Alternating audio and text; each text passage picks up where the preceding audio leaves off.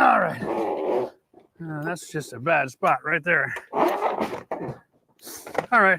Hey guys, welcome to the live show today. Today we are up on the roof and we are going to be tackling this chimney project. We're going to be ripping it out. We're all harnessed up. We're thinking smart. It's going to be hot. So you're going to see today's video is we're going to be tearing out the chimney right down to the ground, rebuilding this part of the soffit and roof, and then obviously rebuilding this part of the roof as well. And we're going to be taking some breaks to jump into my truth booth and my chat downstairs to get out of the heat a little bit. No reason to wait. Why don't you throw on your glasses and your gloves, Matty, and just start with the top. Okay. We got anything we need other than just brute force for the first few minutes? Well, I think, I'm going to unscrew this thing. Okay. Break apart that stuff with the hammer. I might need the sledgehammer a little bit here. But all right, I'm just going to grab my gloves. We got ourselves set up pretty good today. We got some plywood on the ground.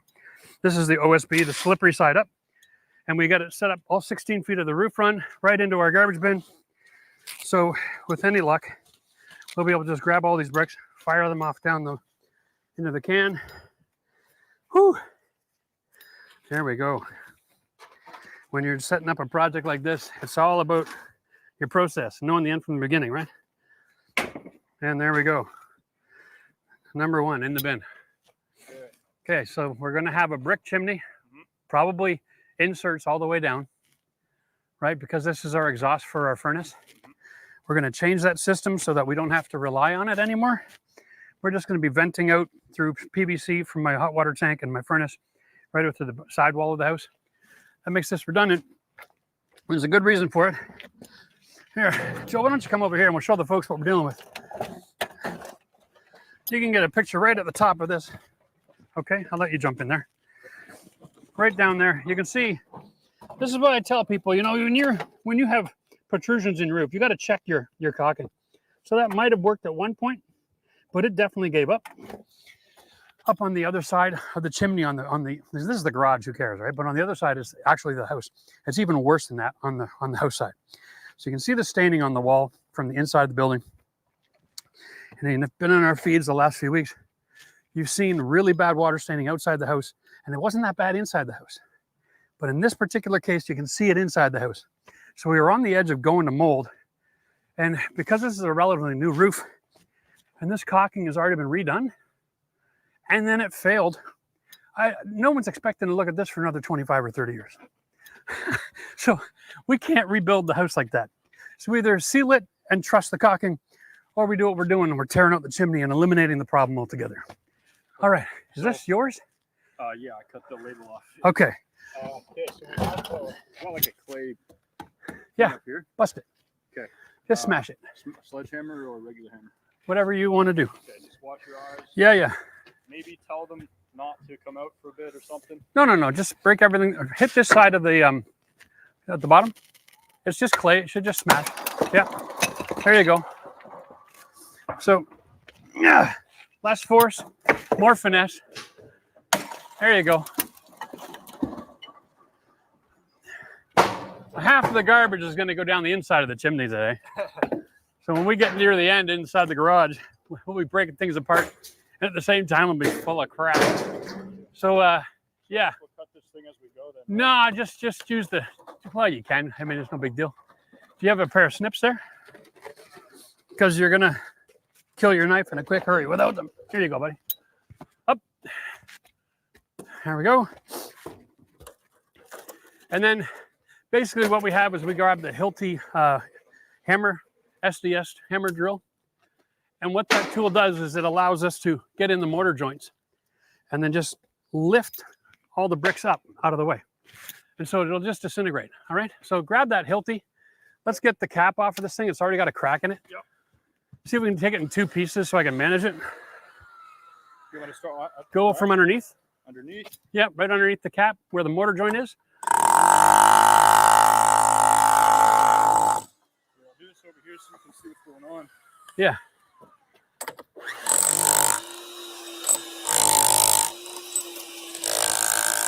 More in flat. If you go, Matt, if you can get that blade to come right in like that, okay, and then it'll force its way in and lift it, pop it off. Okay.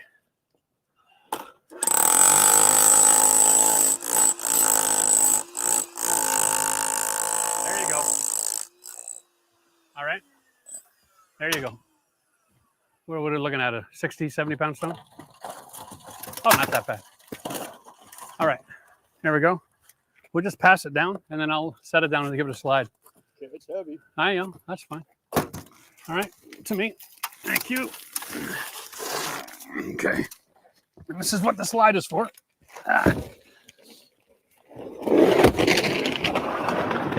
Woohoo! Bingo. Now that makes a really easy day. Yeah. Now the rest of these are just little bricks. Yeah.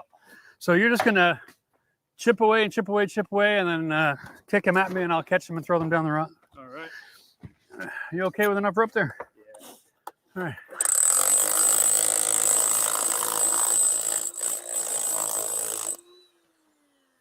Okay. Now, One. I have a smaller bit. It might make it easier for you. I don't know.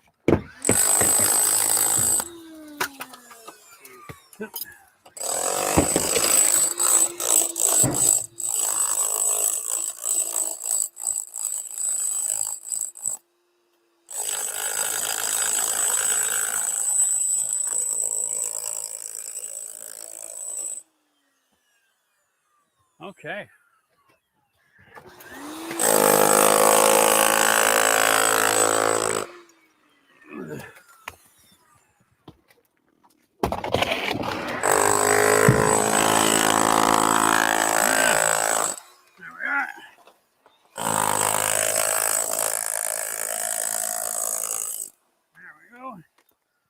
Yeah, I got a feeling once you get the feel for it, you're going to just fire through this thing.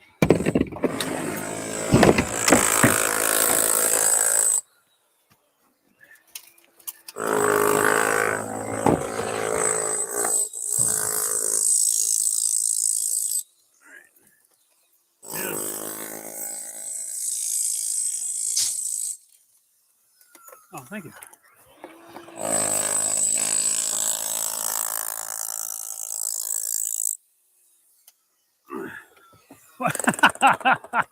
There we go.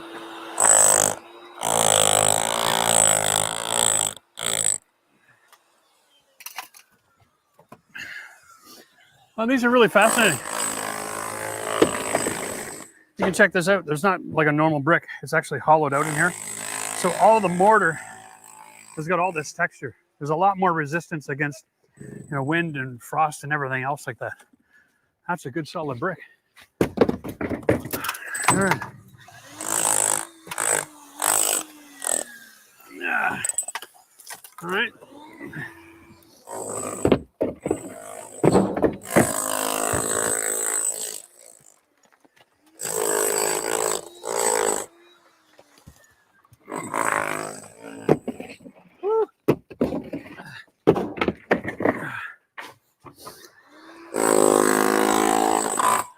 So I don't know what kind of projects you guys are tackling at home, but if you're doing any exterior facade work, just remember, try to keep things simple.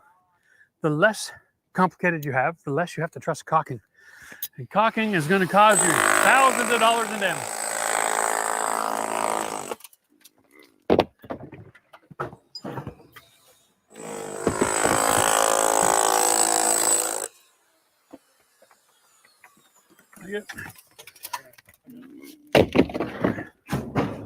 You got a what? Cleaning. Some cleaning to do. Your roof is getting a little busy here, isn't it? Yeah. Yeah, thanks. Can we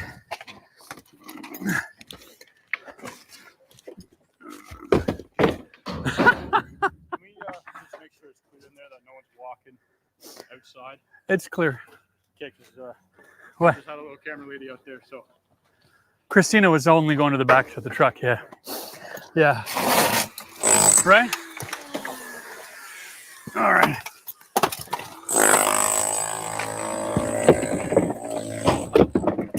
There we go. Ah. Oh, yeah. The bigger the chunk, the better, buddy.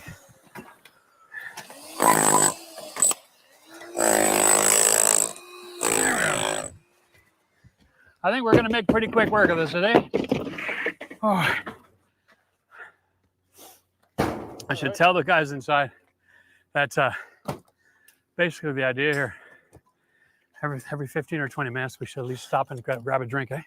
Sure. Whew, it's warm today. All right, so all this caulking, this flashing that you see, it should be underneath the roof as well. Okay. All right. So I would probably, yeah, you're gonna have to cut through it and make some room.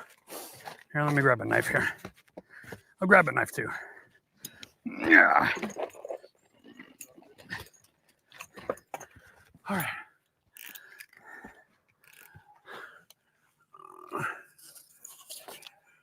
There we go. We'll just cut this, break that metal loose. There we go.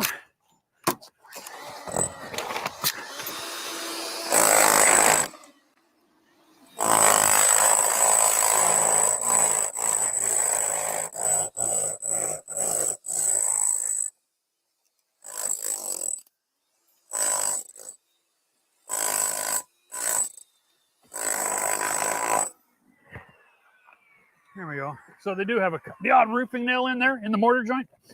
Okay. And that's about it. Then they seem like they've got a bitumen layer here. That's good.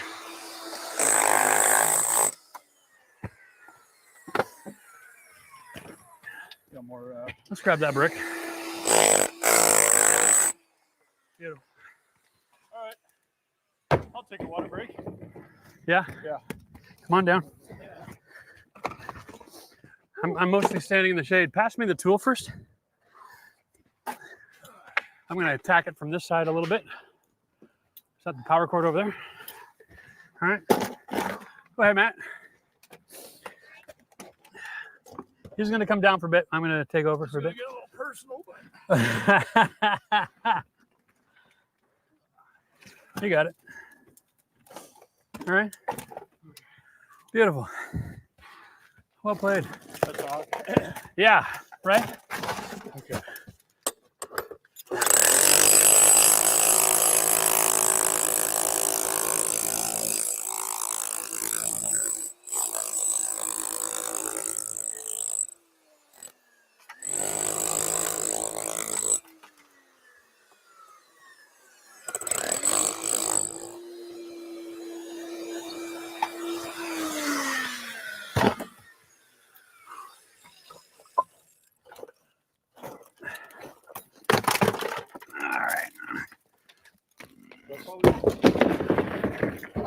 Oh, missed one. Probably best idea is to break it all off into like larger manageable chunks. Well, One piece at a time. this is all as the experience plays out.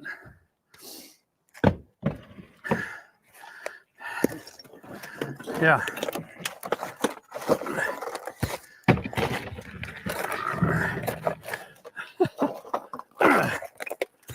All right.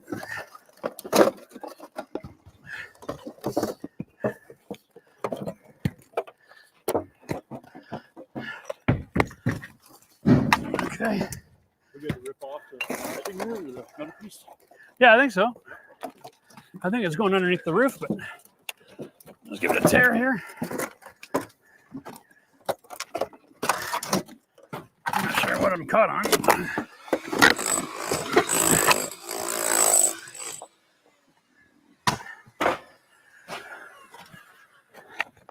There we are. Got some bitumen layer here. So I really love all of the attempts of waterproofing here, but at the end of the day, if the water gets in behind that metal and the caulking fails, you're done. There's just no way to salvage that. All right, man. Hit a couple more. Let's get underneath the soffit.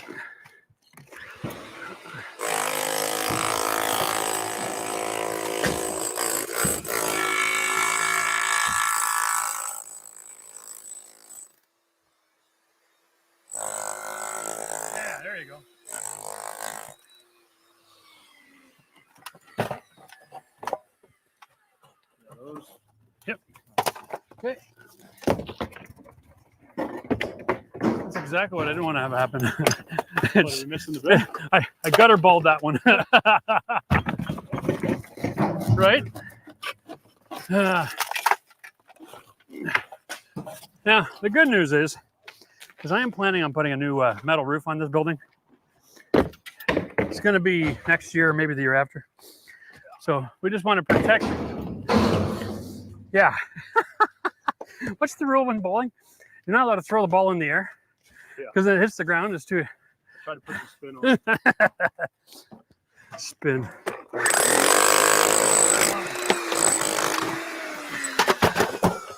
All right.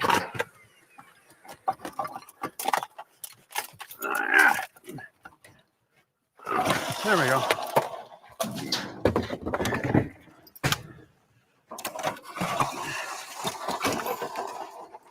You can just rescue that. Oh, sure.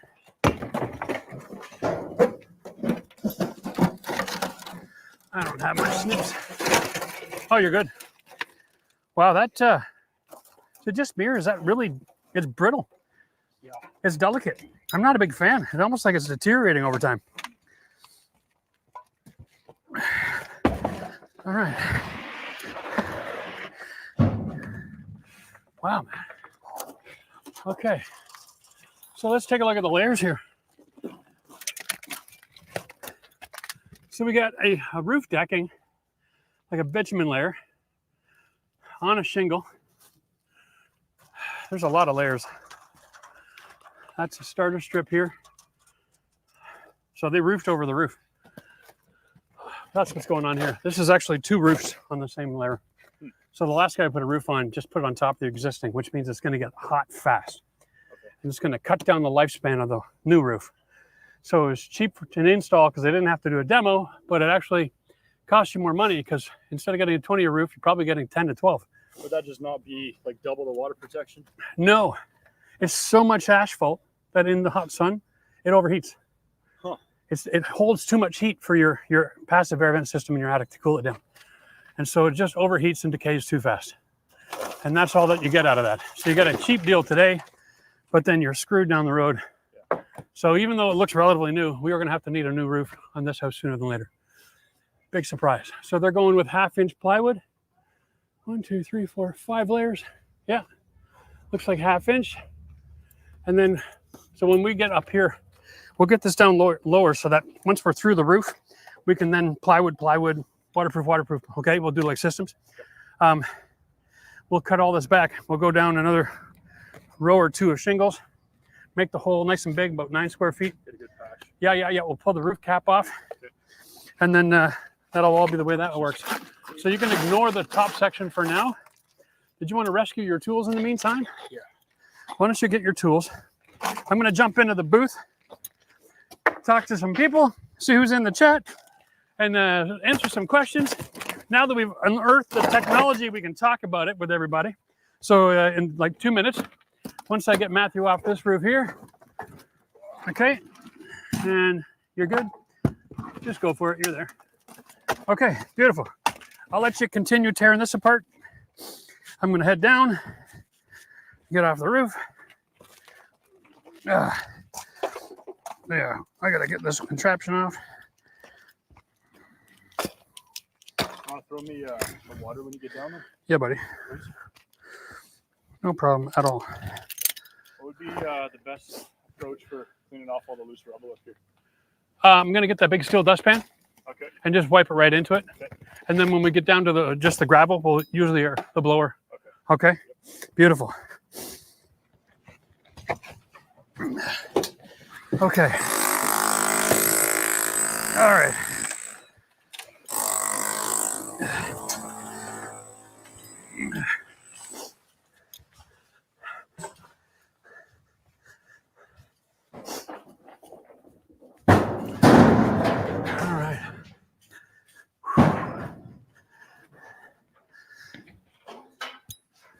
Dustpan.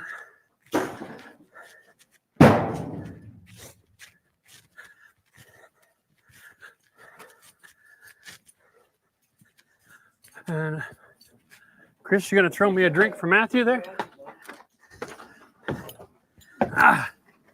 All right, Matt. Here we go. Dustpan and bottle of water. Joe, hi. You guys can trade off. Beautiful. A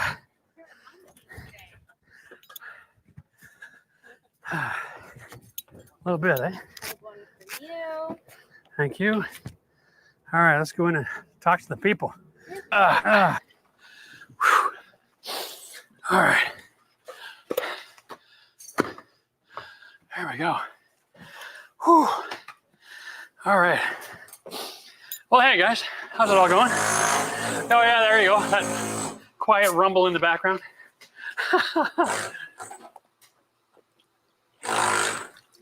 Oh, all I gotta do, hit my comments button.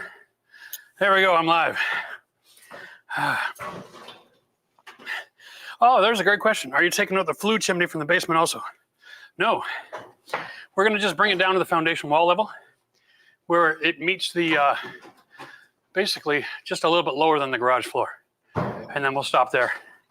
And then we're gonna be making an adjustment with the step in the garage because it's kind of stupid. And we'll make that first step match the rest of them. I'll show you that a little later when we get back inside. But we're gonna leave that there. We're gonna just reframe everything and pour back concrete. The rest of that isn't really necessary to get rid of, and it's not part of our structure. So, and happy 4th of July to everybody watching down the stage. Hope you're all enjoying yourselves and staying cool. Existential Paints in the house. Good to see you. Yeah, we got a little bit of AC in here, but no AC upstairs. I think I just said outstairs.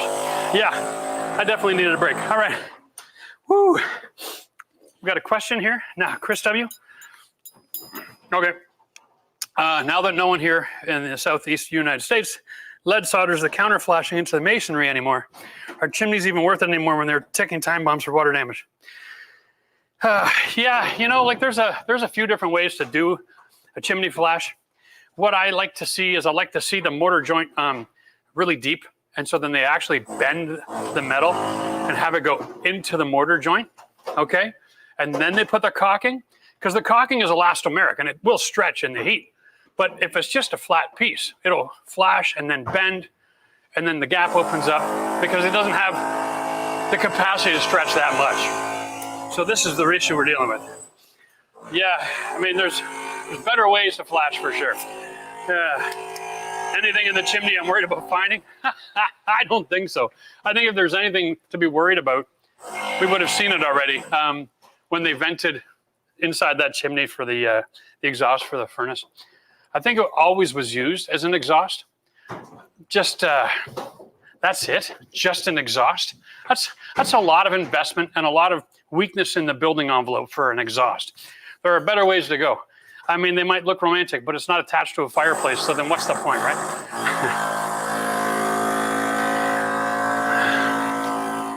What fall arrest system am I using? I think it's called a Workhorse. Yeah, we picked them up at the Home Depot. Yeah. Workhorse. They're even in my colors, which is kind of cool. I'll take that any day of the week, right? It's not the deluxe version with all the padding so that you can sit there and enjoy the swing. These are the cheap versions. This is not a very high-pitched roof, but for the sake of being a good example and keeping the neighbors happy and all those government agencies at bay, we'll just play by the rules. Although it does make things a little more uncomfortable and a little hotter. Oh, here we go. The police state. There we go. I'd like to see, you seem happy doing work. You need some of that. You know what? I love working. Bottom line is every ounce of energy that I expel is making me money, right? So if I'm working, I'm making money. That's all there is to it. As a DIYer fixing my own house, I'm going to make 3 or 4 times what the contractor is going to make because they're running a business and they're paying all the taxes and they're doing all that other overhead. I'm just a guy out here fixing my own house, making a fortune doing work. And I encourage everybody else to do the same. Get yourself an old house from 1970s and follow along this series, and you can do exactly the same thing to your house. We're going to double the value of this place in the next couple of years. And up here in Canada, that's a lot of money. Like we bought this place for $600, so do the math. What's not to be happy about? You see a lot of rock wool behind me. Is that reasonably priced in Canada? Yeah, no, it's pretty much twice as expensive as fiberglass everywhere.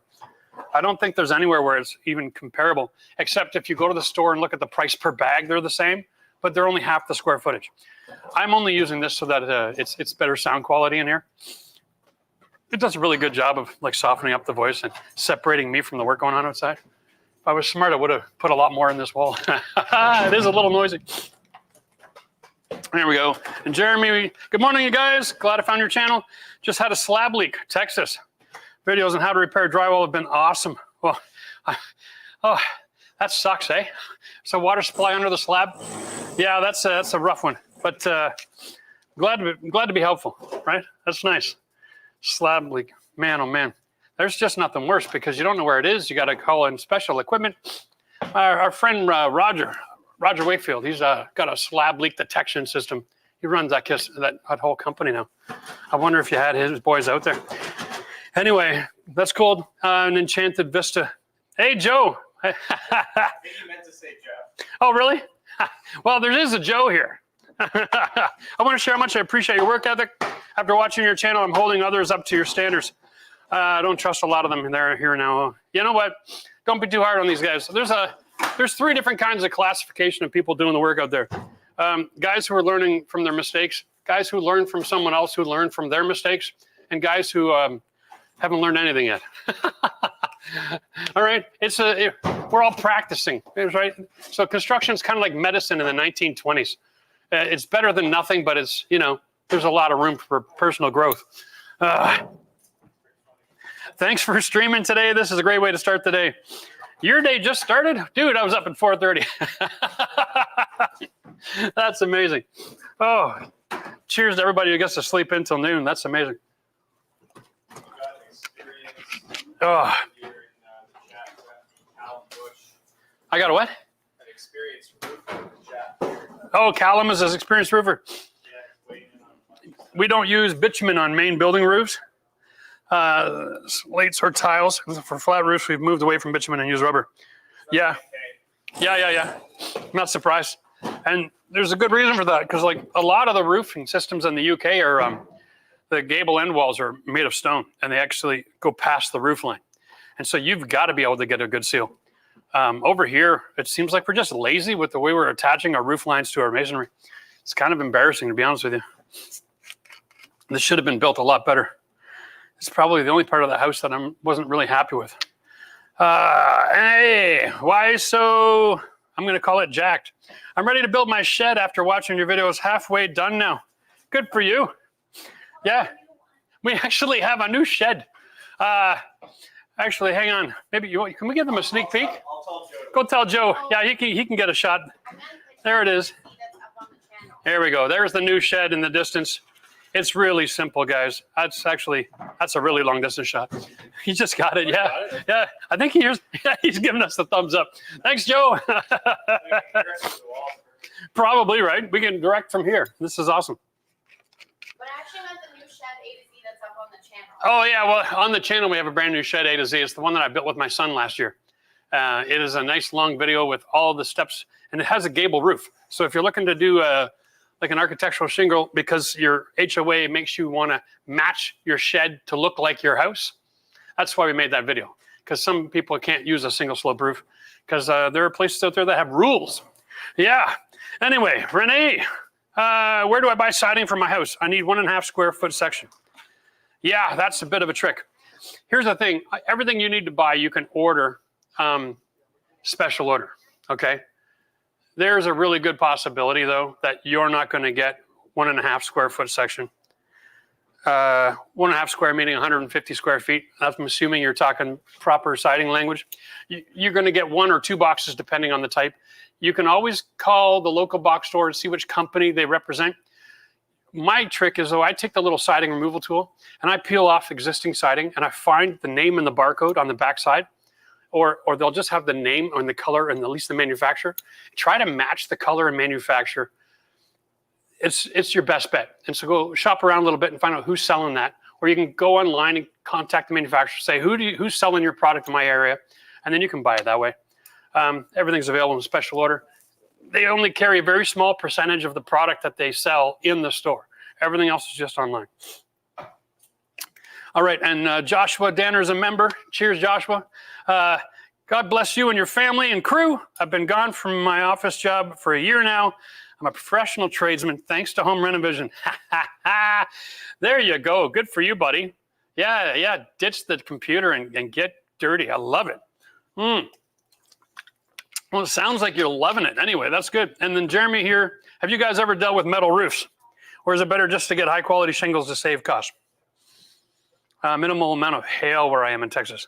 You know what? I haven't installed a metal roof before. I've been on projects where we've had it brought in and installed. Here's the bottom line. Metal roofs last longer. They cost a little bit more. But if you're looking at a forever home, like a long-term investment, there is a great return on investment with a metal roof because the next buyer knows they never have to change the roof again. Okay? So that's one aspect of it. And if you're a first-time home buyer and you're in a position where you can afford to get a metal roof, then get one. Because you're paying today's price for 50 years of roof. 25 years from now, when you got to replace your architectural shingle, you're going to pay 25 years from now price to get the next 25 years of roof. And I'm going to tell you right now, it'll be 4 times as expensive to be cheap than it will be to invest now with metal. And you heard it from me, all right? Put on a metal roof if you've got the capacity and wherewithal to get that done. It is going to be worth the investment, and it's going to save you money down the road, all right? Oh, can you imagine? I mean, if it's $25,000 to put on an architectural roof now, and it's $50 to do a metal, 25 years from now, it'll be another $75 to do another architectural. And that's just nuts. All right, the boys are coming in for a few minutes. They needed a bit of a break. Yeah, gentlemen, they can go in the basement and get cooled down. It's weird. This house has got no roof, no insulation, no walls. If you haven't seen the videos, I don't know where you've been, but just go check it out on our website, or sorry, on our YouTube page. And you go to the live section, and there's all chronology there of the work that we've been doing in our new forever home. I'm just stuck in a little corner of it here, but I'm looking at 50 feet of house with not a single wall in it and just empty trusses, which is why it's so warm in here today, because we don't have any insulation breaking that up. Anyway, Petri, I once had to try and find replacement tongue and roof planks for the siding. The problem was that the original was from the 60s, so finding that exact cut of a plank was an adventure. Yeah, you know, and if you're dealing with wooden siding, guys, there's always a mill. There's always somebody in town that is willing to set up the blade and mill proper exact replicas of whatever you got. So like if you're dealing with an old house, I got a company here in Canada that I can go to their store and I can give them an old piece of trim, just a couple feet. And then they'll set up the knives to mimic exactly what that trim is so that I can get brand new wood trim that mimics exactly what it was 120 years ago. And it's amazing. So you can take an old piece down and have that done. All right. It's definitely a possibility. Oh, wow. Just use Google and search out for a local mill. Make a couple of calls. And if they don't do it, they'll send you to the guy that does. Kathy and Tully, cheers, guys. Welcome back.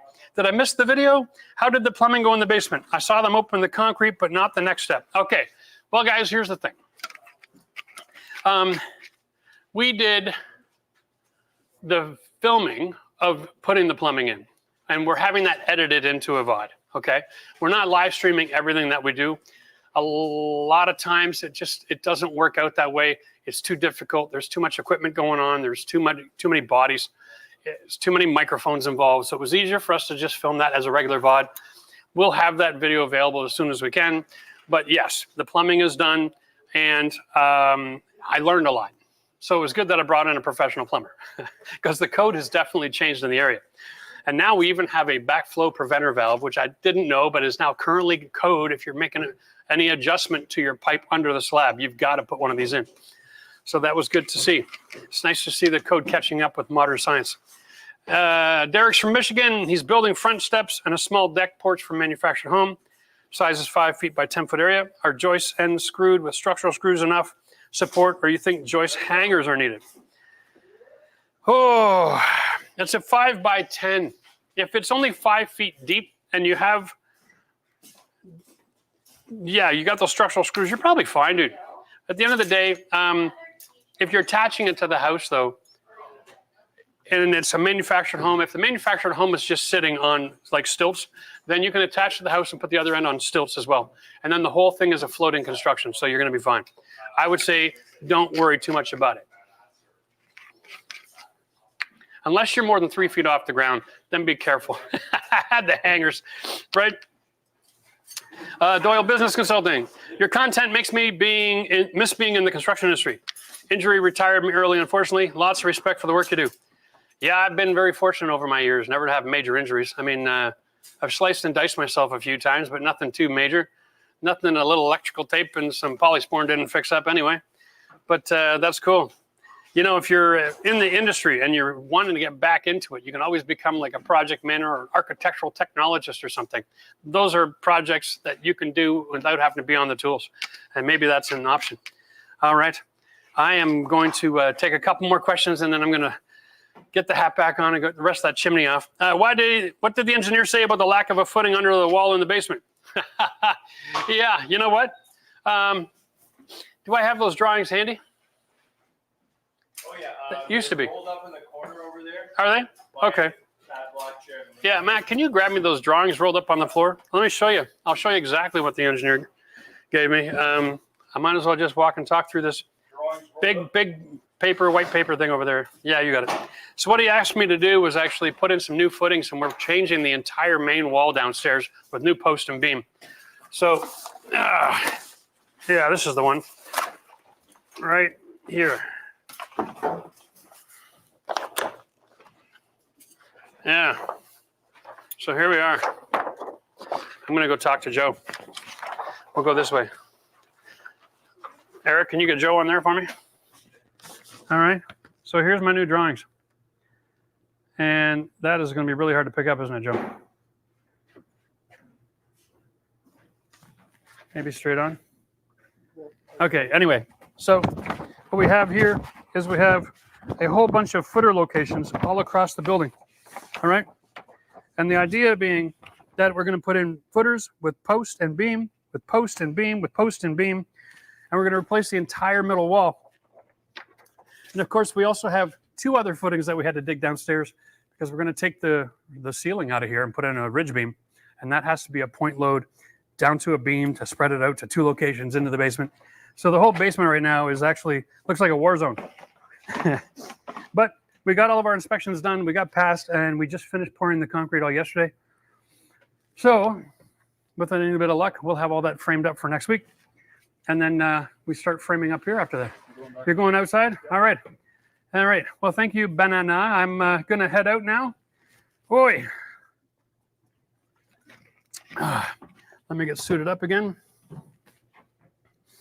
All right, Joe. I'm going to let you go and catch up with Matt. And I'm going to come and give you a hand getting your ropes back on.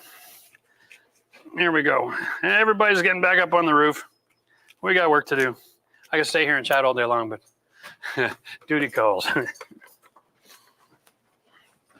All right. There we go.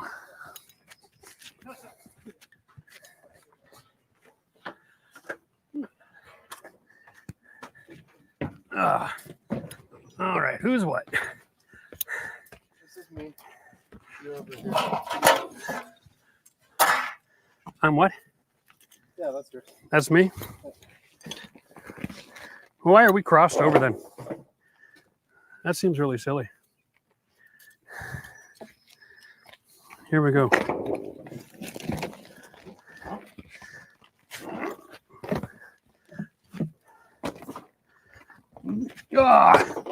There we go. These ropes are actually way too long for this project. You know that? There we are. Okay. All right, round two. Round two, indeed. Looking forward to it? I'm going to need someone to hold the camera while no problem. Yep.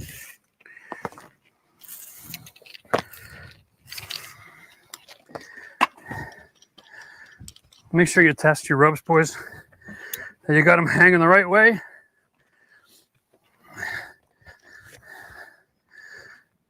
Okay, I'm good.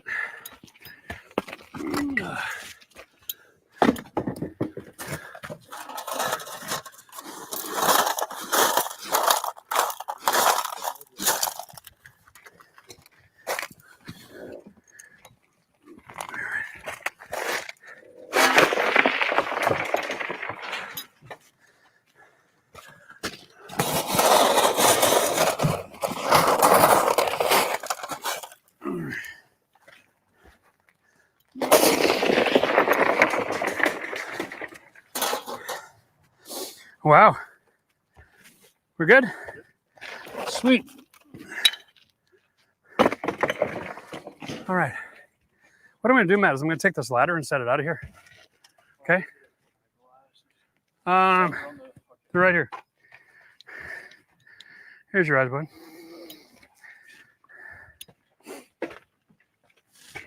I'm going to leave your hammer on the roof here, sorry.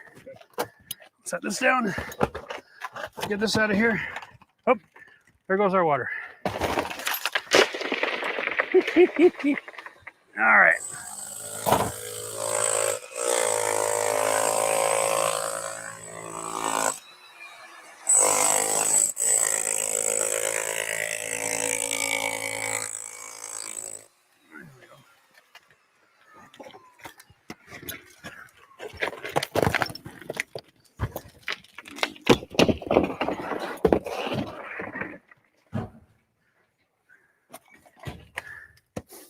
Oh, hang on. You know what I'm just remembered? I remembered an old TV show called Bowling for Dollars. Okay. Shout out if you remember Bowling for Dollars. Oh my God, it was cheesy. It was back in the 70s. And people would actually bowl for money. Huh. Man, some of the weirdest individuals. Sports betting. No, back in the 70s, bowling was cool. Still cool. I guess it's still cool, Yeah. but it's like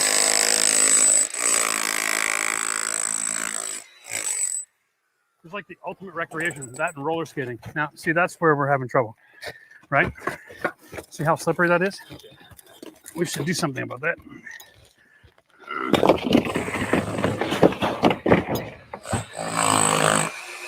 Okay, why don't you come up over here for a second? And I'm going to take the pan here, and I'm going to clean this up a little bit, right? This is ultimately the biggest risk we have here. The most dangerous thing on this roof is bad housekeeping.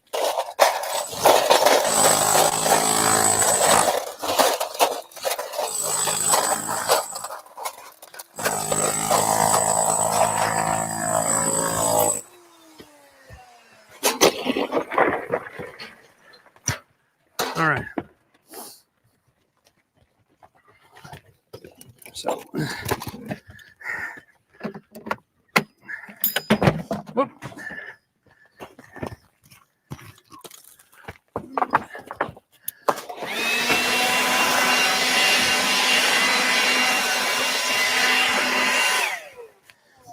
All right. No, that's fine. Just gonna use the blower. All right. Look at that, eh? Spider web, spider web, spider web.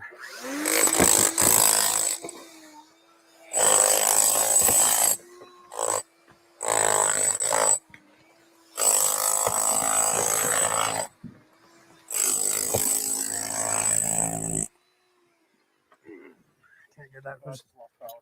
Did you? All right.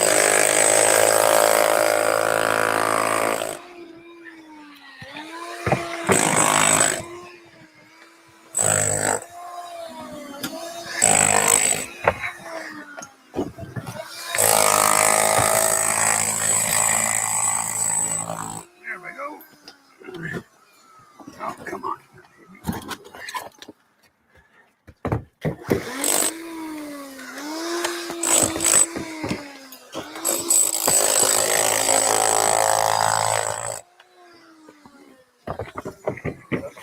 Yeah, sure.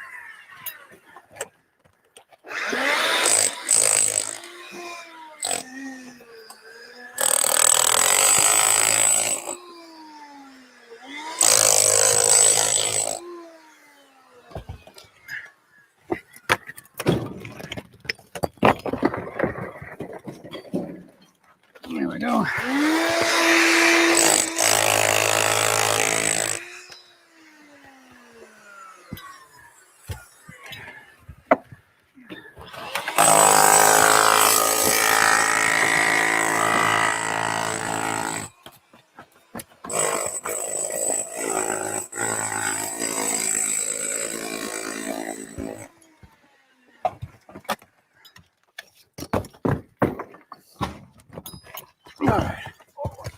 No worries.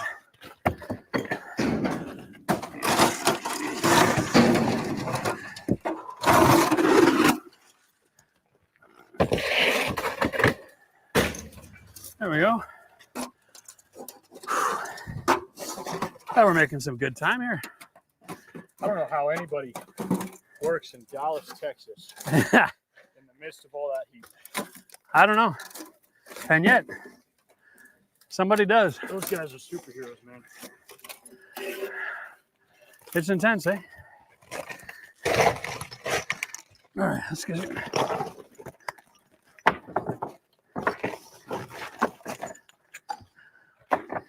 I mean, to a certain degree, Matt, when it's hot outside, it's hard for us to handle it because our climate is really rather mild as far as summers go, right? Like, just to get an idea, up here in Ottawa. Hey, neighbor. Up here in Ottawa, we got a few days a year we might hit 90, 95. But for the most part, it's in the 80s in the summer. And it cools down into the low 70s at night. It's really easy to work.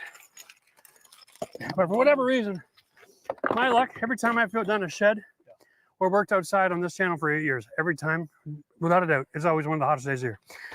I don't mind the heat. It's just working in the heat on a rooftop. Yeah. Which is, Well, now they're down here, we're kind of in the shade now, so it helps. It's really hard to climatize, though, and it's always changing, right?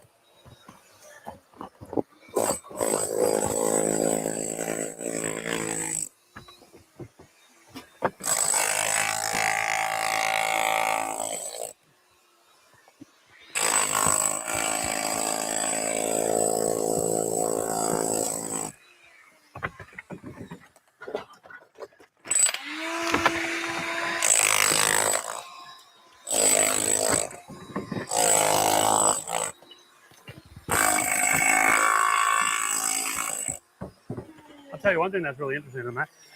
Yep. Almost 40% of North America was built before we even had power tools, like battery power tools, and before there was air conditioning.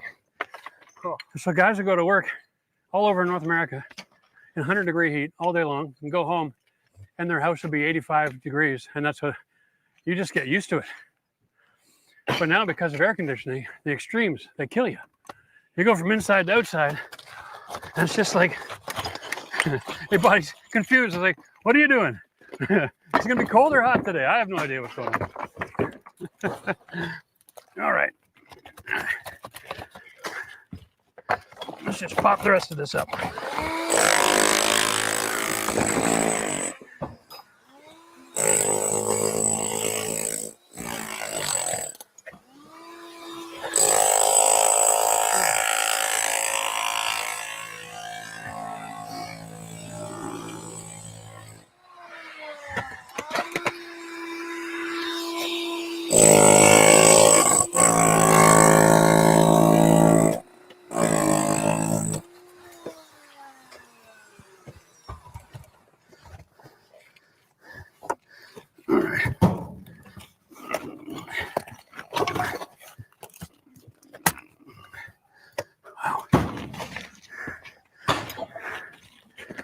Why am I so tangled up?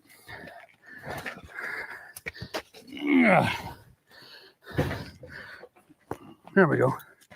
That's better. Okay.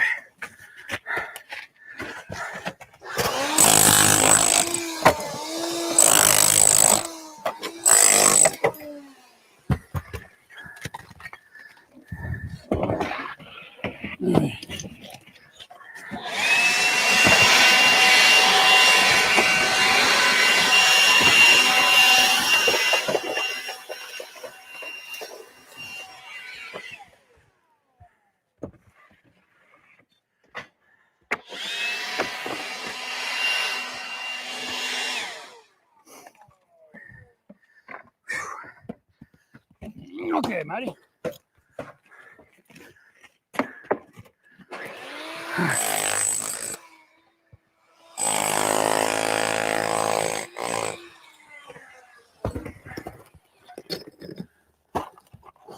Yeah.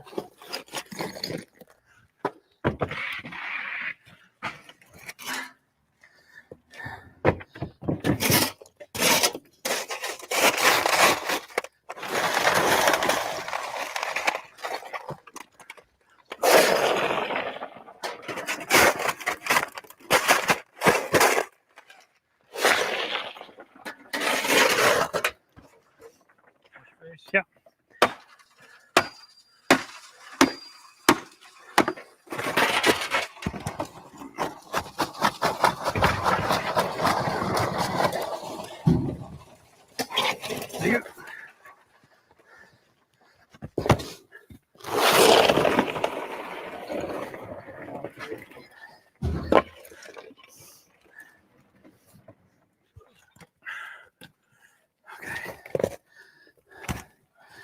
All right.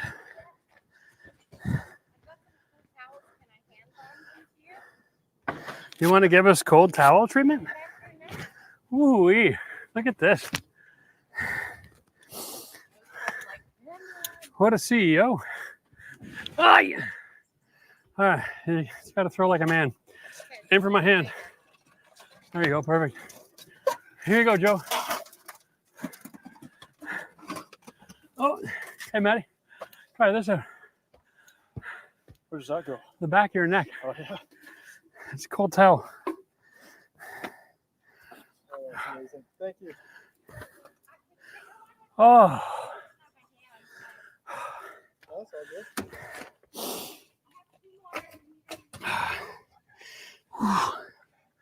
That actually feels really good. Hey, ask me my name. What's your name? El Jefe. Okay. Oh, that felt good. We're almost at that point where we're going to be. Yeah, we want to finish getting through here. Yeah. Clean. And then peel the roofs. Okay. Right? Make that transition. Get this closed up. Sure. Yeah. No, that's a great idea. Oddly enough, it wasn't. Yeah. So the chimney is basically a freestanding structure. There's not a single brick tie here. So it's built on itself. You got a clay flue and then brick around it. But this type of brick, the bottom is hollowed out. It's very concave here. Hello, little critter. And yeah, so that's just amazing. You can use a flat, smooth on the top. The mortar goes packed in there and then it fills up like it crests over. So here, you can see it here. Look at all the mortar that's crest inside a brick, right? And so this structure had a lot of strength there because they stagger the joints. So a lot of lateral strength. Didn't even need to be tied to the building. It's just coincidental that it was right up next to it. And most of the wind that we get here comes from that direction, pointed at the chimney. So the building kind of provides us some strength for getting blown over. But other than that, that's it. Yeah. Fascinating when you think about it. All right, man. Yep. I think every time I stop, it makes me tired. I'd rather just go at it until we get her done. Woo.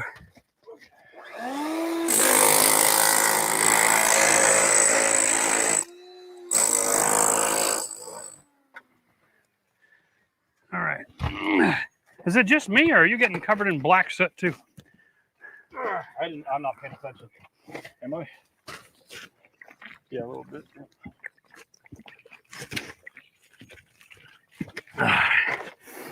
That's crazy. So, you get right. All right.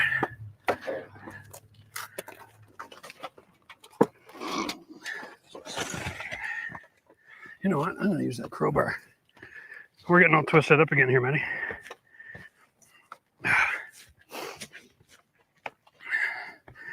You know, I know these ropes are designed to keep you from falling off the roof and everything. Man, oh man, did they ever create a lot of work. Managing the damn ropes. Okay.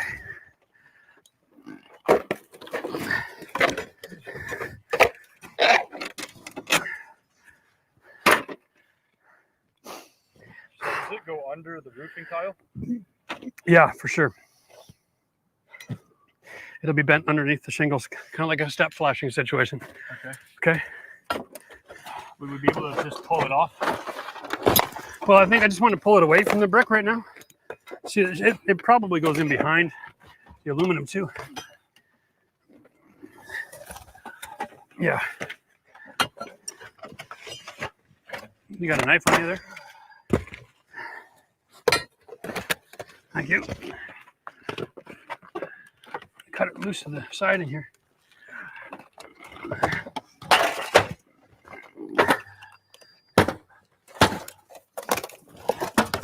Okay.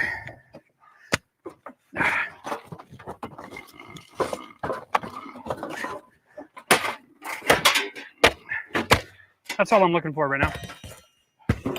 Let's take the chimney apart. All right. Okay. Once we get below the roof line, then we'll pull the ridge cap, take the top few layers, clean it up real good. Okay. Yeah. And then we'll get a broom up here and sweep up the crap and go from there.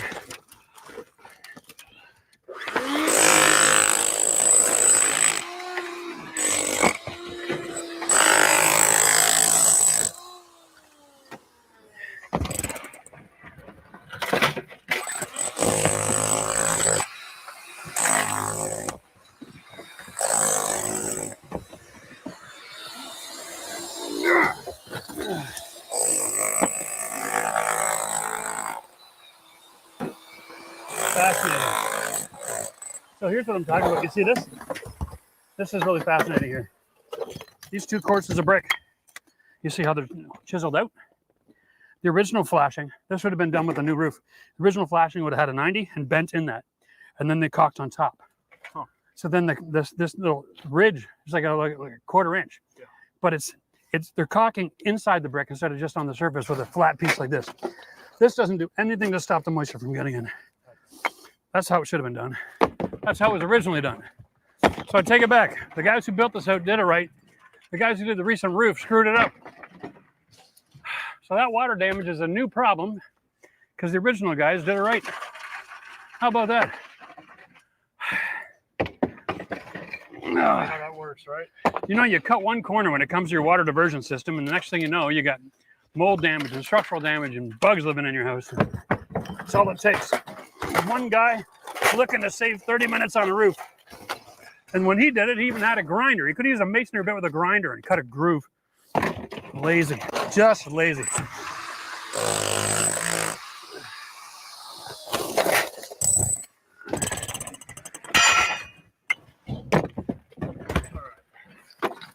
We're not quite there yet. We need to go another couple courses now, bud.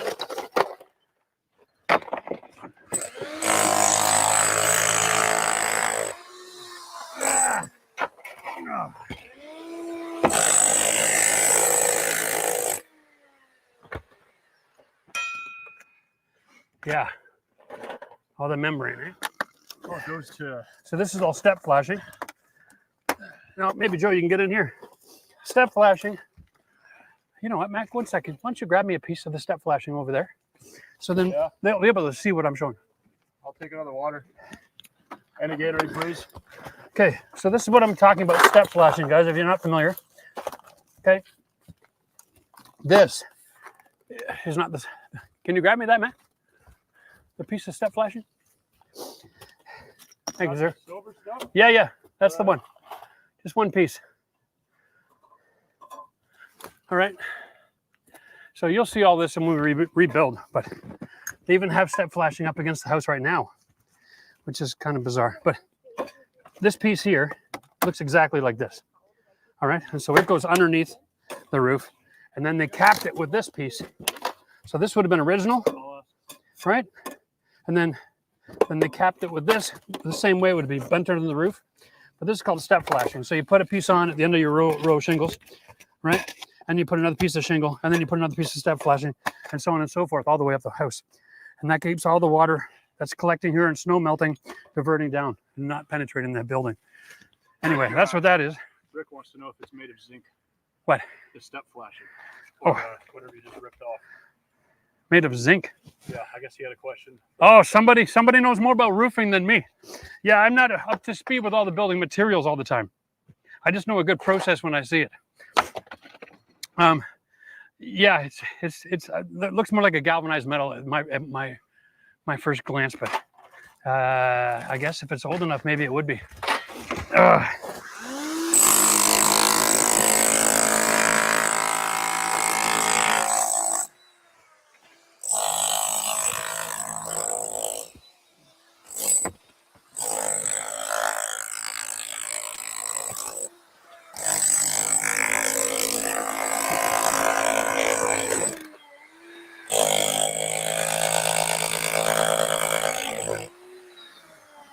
Okay, you better get at the edge from your bottom down there.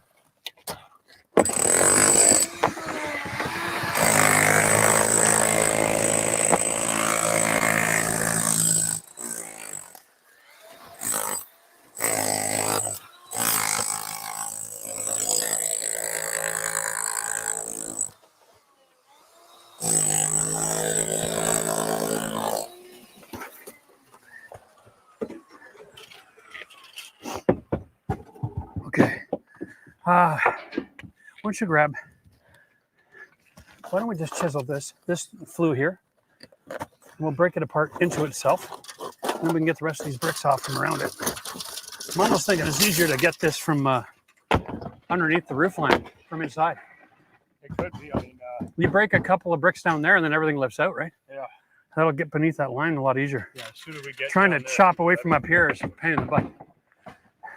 Well, I mean, it's nice to break them all into little small chunks that are manageable. So that's kind of what I'm thinking about doing for now. Yeah, It almost looks like it goes straight into down. some sort of cinder block at some point. Yeah, it does make a change to a cinder block. Does it make it here?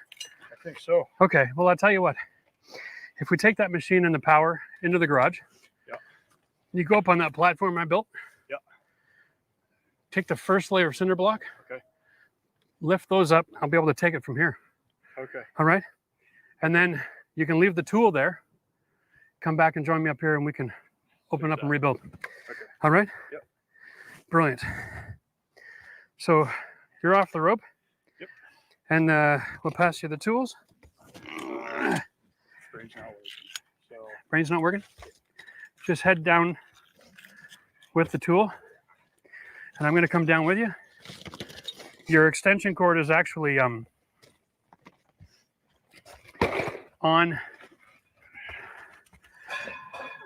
a tie wrap. Okay. There we go. There we go. Okay. So what I'm going to suggest. So we're just going to stay tied in with the extension cord all the way through the garage. Yeah, this goes right through the door, the man door here underneath you. Okay. So I don't know if that door is open. Is the door open? Yeah. Okay. So if you want to go get it from there, I'll stay up here and keep working from up on this end. Okay. Now, hey, Matt, are you going to be okay to climb that ladder with the tool in hand? Okay. I'll stay here then. I'm just going to work on doing some maintenance. Oh, all right. Let's do a little bit of cleanup here. This is quite the busy place, eh? Ah. Okay.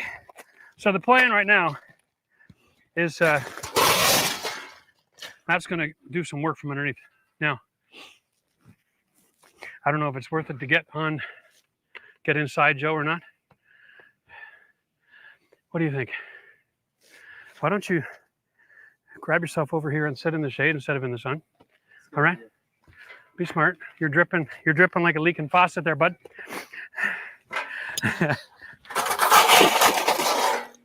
All right? Yeah.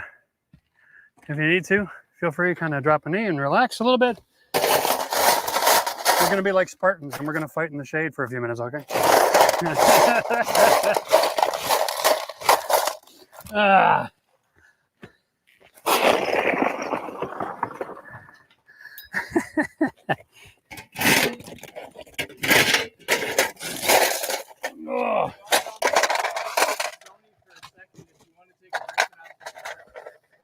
I'm good for now. Yeah. Hold your camera for a second if you want. I'm good. Yeah, thank you. It's Your buddy Eddie's watching you. Oh yeah? Is that him?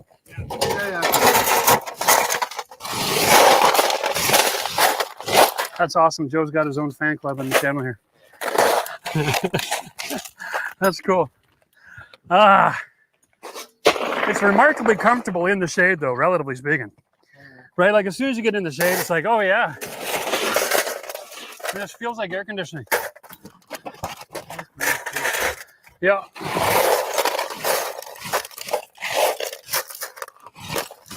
Sounds like Matt's making his way over to the chimney here.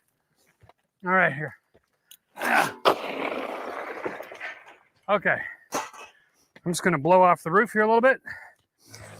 Close your mouth and your eyes there, Joe.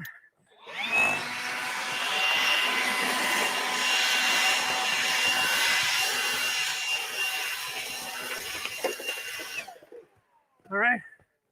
Safety, safety. Go ahead.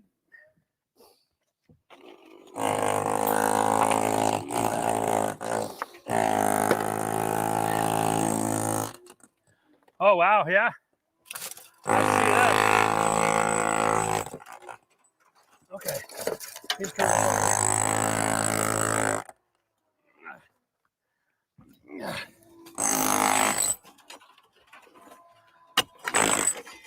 got it.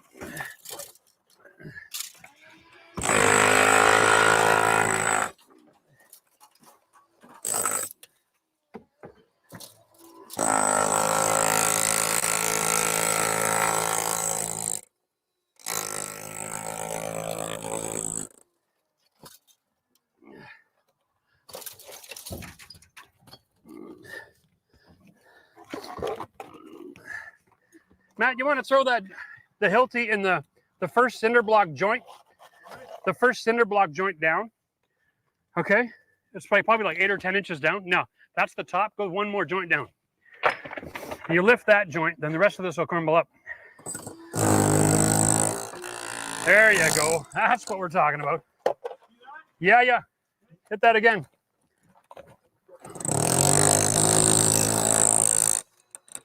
Okay, hold on. I almost got my finger caught there. Yep, hit it again.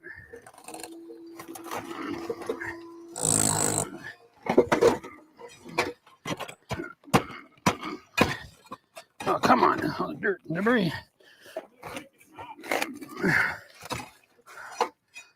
Okay.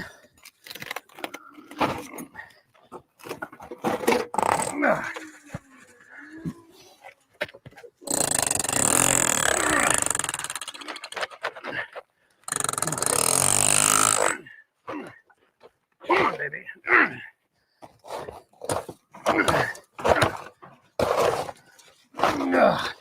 There we go.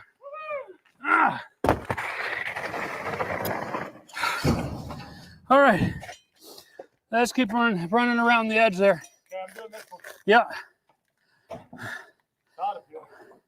I bet. I bet it's nicer out here right now than it is there.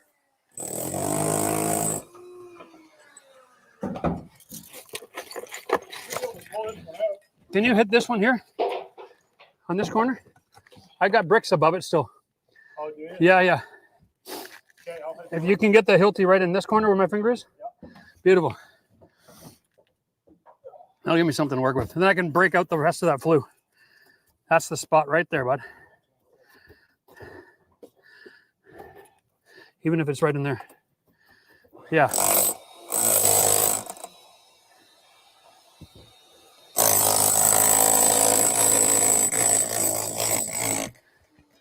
That's the one. Okay, let's try this.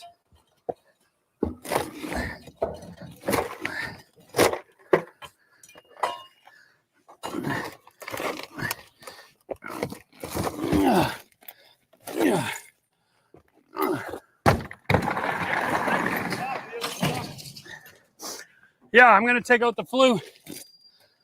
Yeah. Okay.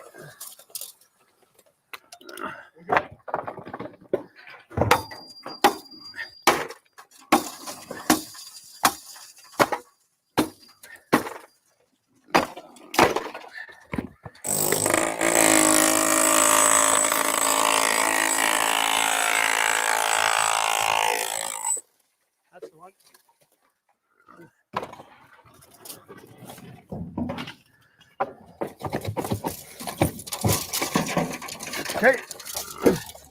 Got it. Yeah. Oh, buddy.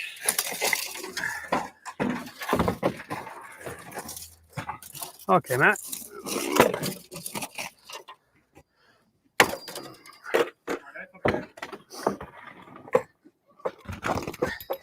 Yeah. Here you go.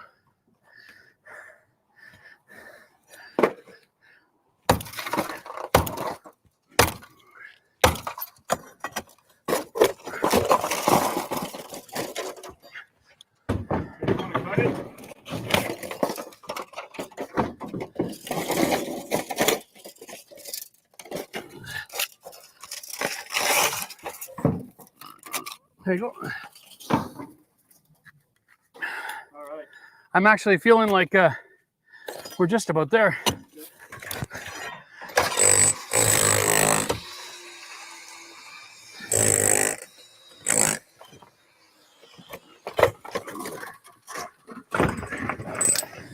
Okay, so that 2x4 here represents my roof line. Oh, come on.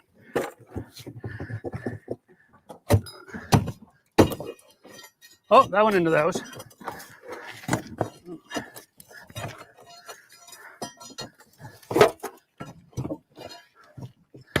There we go. Okay, so our brick is definitely below the roof line now, Matt. We can come on up here. All right. Leave the tool there for now. We don't need it anymore. Okay. All right, step one accomplished. We now remove the roof from the chimney backwards. Remove the chimney from the roof. I think for all intents and purposes, we're going to take a 10-minute break. You can send the boys inside, get some drinks, hydrate.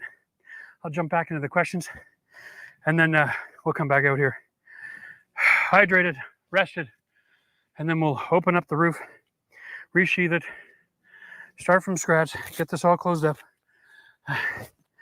Man, oh man, oh man.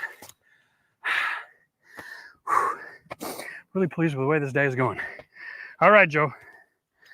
Oi, oi, oi. I don't know you, buddy, but has been a hell of a day.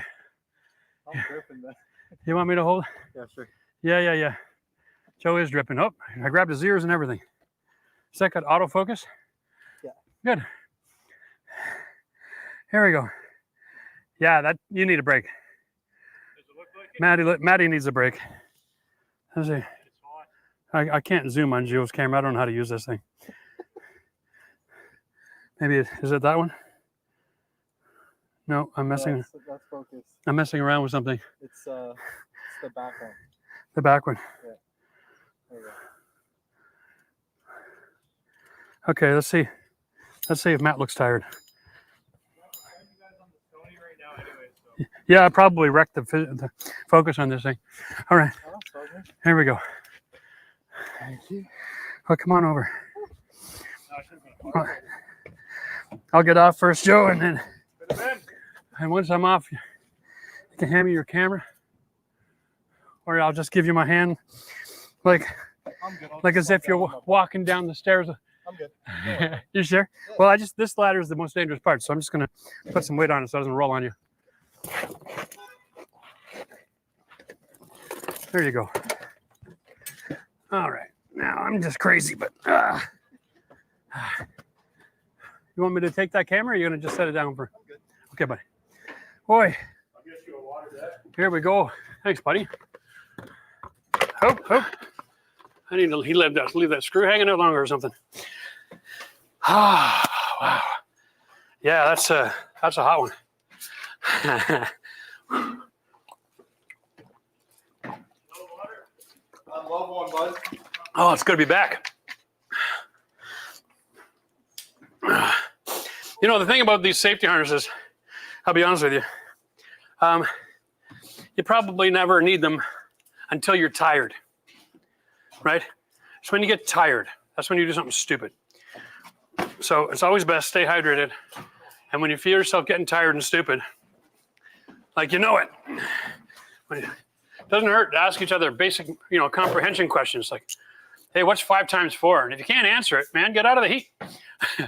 Because that's when you're tired, and that's when you get stupid. When you're stupid, that's when you do stupid things, right? Oh. Hey, who got me this flat water? You know I'm a diva. Oh. Sparkling water. Yeah, but Michael had an interesting question there. I'll get right back to that. He asked if a metal roof can be installed over asphalt. The answer is yes. The only thing you don't want to put over asphalt is more asphalt, right? Because then it just deteriorates the capacity of the lifespan. It's bad practice. I understand it's good practice if all you're trying to do is sell your house and you want a cheap roof job, but you're not doing anybody any favors. There we go. Thank you, Joe. Appreciate that. Anyway, so then the question was about the Tesla roof. Should we get a Tesla roof? You know what? I don't know. To me, if the Tesla roof seems like something I'd have to be in line for a really long time. Doesn't seem like it's rolled out very well. And I'm in Canada, not USA, so I don't even know if it's available here yet. Now, I do have a electric vehicle charging station wired into the garage. So, I mean, theoretically, we could use Tesla. So, Elon, if you're out there and you're watching our show, which you should be, send me a roof, buddy. I'd put it in just to see what it looks like. Jen and I can do some testing on it, and we can get a contractor's perspective on how well your roof works. Anyway, Eddie, it's moist in Canada right now. Moist is saying that, yeah, you just poked your head outside. Jeff and the gang are heroes out there right now. Oh, come on now, Eddie. Not heroes, just grunts trying to make a living. Just trying to make a living. Doing the best I can. Love the slate behind you, Muscle Matt. Oh my goodness. Muscle Matt, they're calling you, man. Did you catch that? Thank you. That's worse than miniature Matt, you know? Thank you for doing quality craftsmanship and putting out on YouTube how to build projects.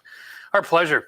We're actually really excited about this house project, guys, because it's going to be my forever home. So I'm going to go a little bit above and beyond with some of the projects. Very practical still. We're going to show you a bunch of stuff that you can do yourself. I got plans to make my own sauna, right? I'm going to get a cold plunge pool. We're going to build another deck system out here. We're going to be doing some really cool bathroom work as well, and subfloor systems and how to install your basement. There's been so many advances in technology. I can't wait to share them all with you. We've got even simpler, more concrete, comprehensive step-by-steps. We're going to be doing a video about how to do your rim joists, okay? Because there's a lot of people out there doing it wrong, and it's sloppy, and it's messy, and it's time-consuming, and it's expensive, and it's still not insulated well. So, yeah, we're going to do a whole bunch of stuff here. It's going to be a great project, but most importantly, my most exciting part is getting this ridge beam in and vaulting my ceiling. It's going to be a game changer. It's going to take this open concept living space and turn it into a brand new home. And that is where I'm going to get my return on investment. Ryan, your timing was perfect. Thanks for doing this live. It's so helpful. Well, you know, it's good to know what you're getting into, right? I think the next part of the show is going to be even better because as we peel apart the onion of that roof, we're going to be able to expose, good practice, bad practice, and then we'll rebuild it so that we stay watertight for the next couple of years until we get a new roof on. That'll be the key. Oh, it sounds, the 4-layer roof sounds like a landlord special. Yeah, no kidding. My goodness. Don't forget your heated floors. That's my wife. Don't forget my heated floors. I won't forget the heated floors, honey. They'll be everywhere. Oh, man, once you get heated floor in the bathroom, you can't go back. We're renting right now, and it's just not fair. It's just a shame. Thinking of removing my chimney, and this is another member in the chat. Cheers. Ironically, second floor is siding, first floor is brick. Would it be worth it to try to save the bricks to fill in the hole?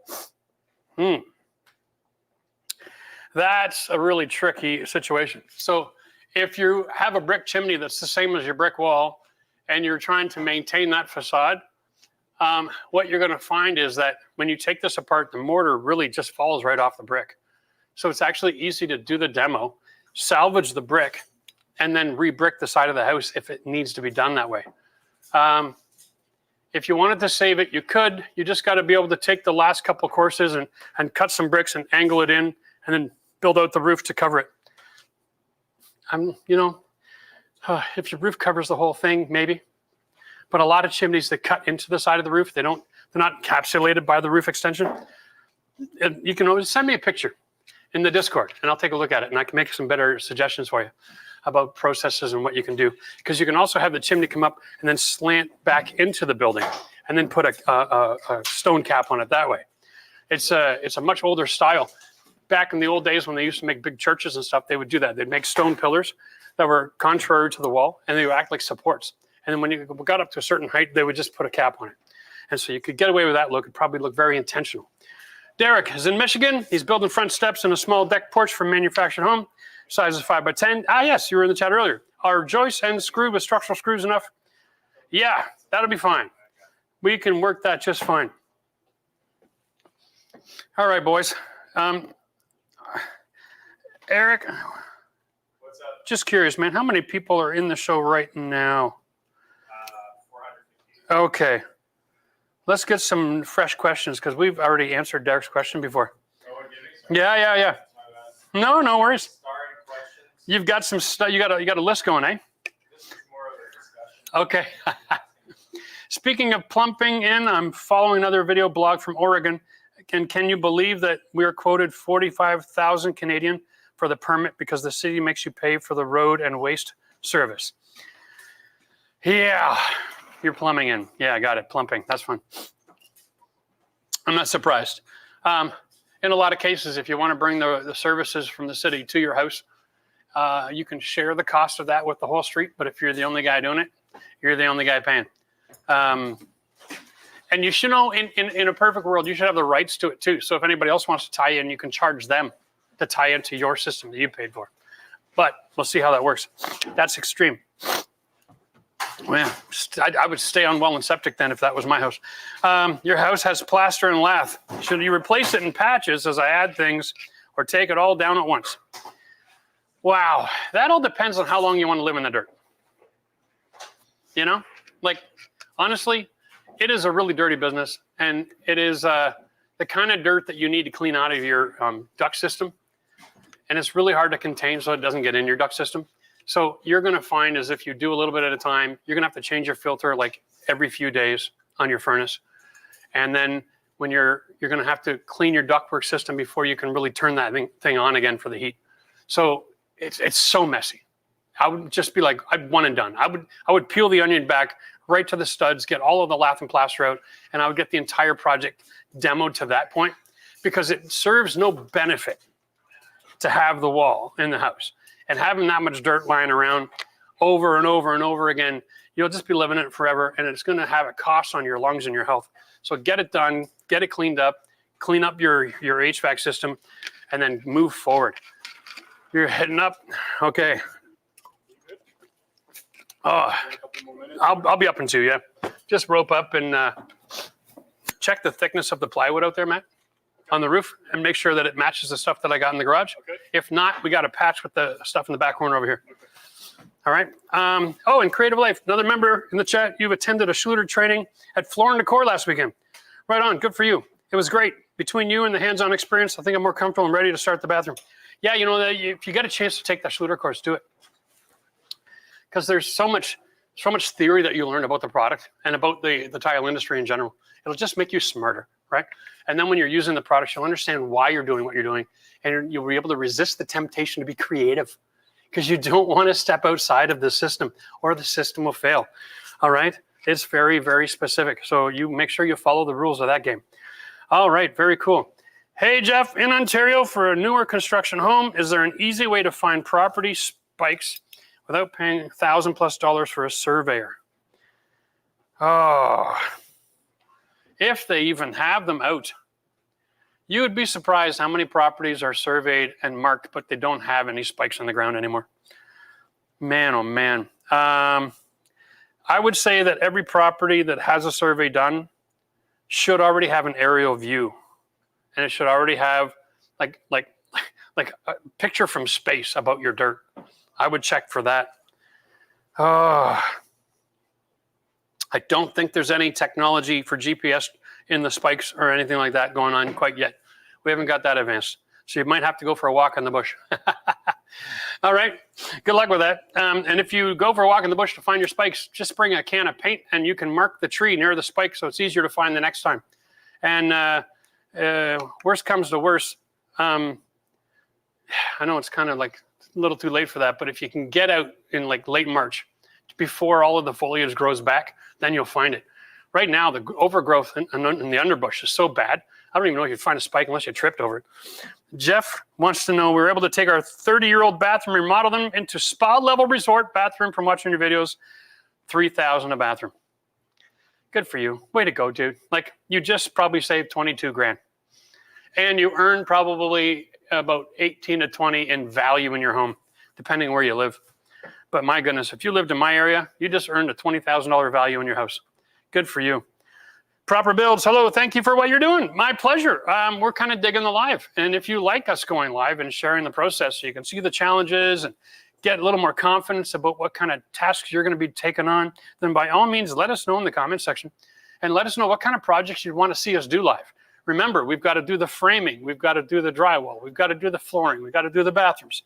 We've got to do the deck. We've got to do just about everything. So let me know what you're interested in seeing. We got to put in a ridge beam. I don't think we can do that one live. It's going to be a really long day, and it's going to be enough going on, I think, for safety's sake. We're dealing with a couple 1,000 pounds worth of beam. We talked about it as a team, and we decided we would film the process instead.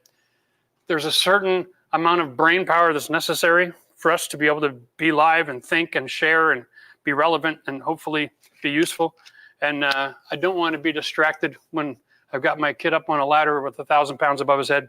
I think we're just going to take that one safe and simple. All right. All right. We're working on the 4th of July because we're from Canada. Ta-da.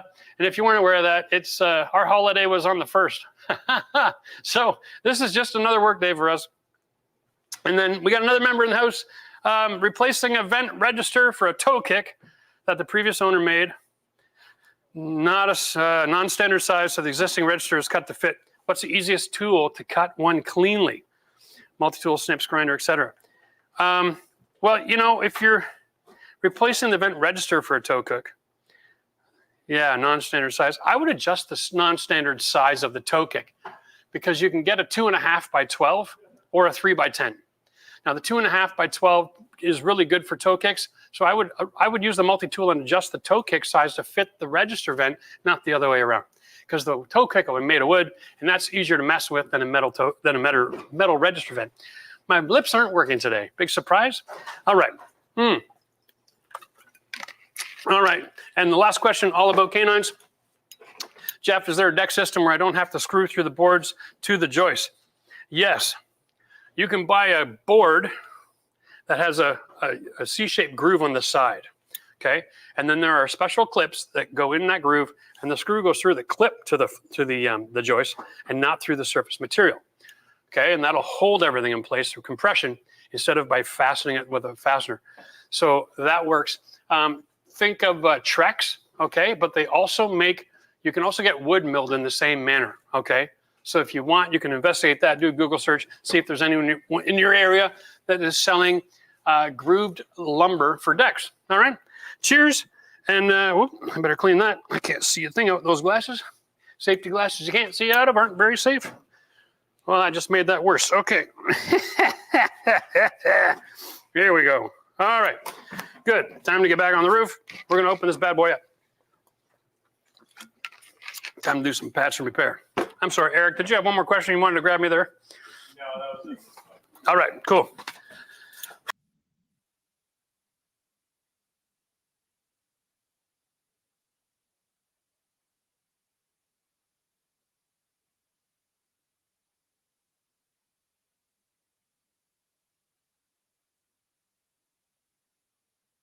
What's going on, buddy?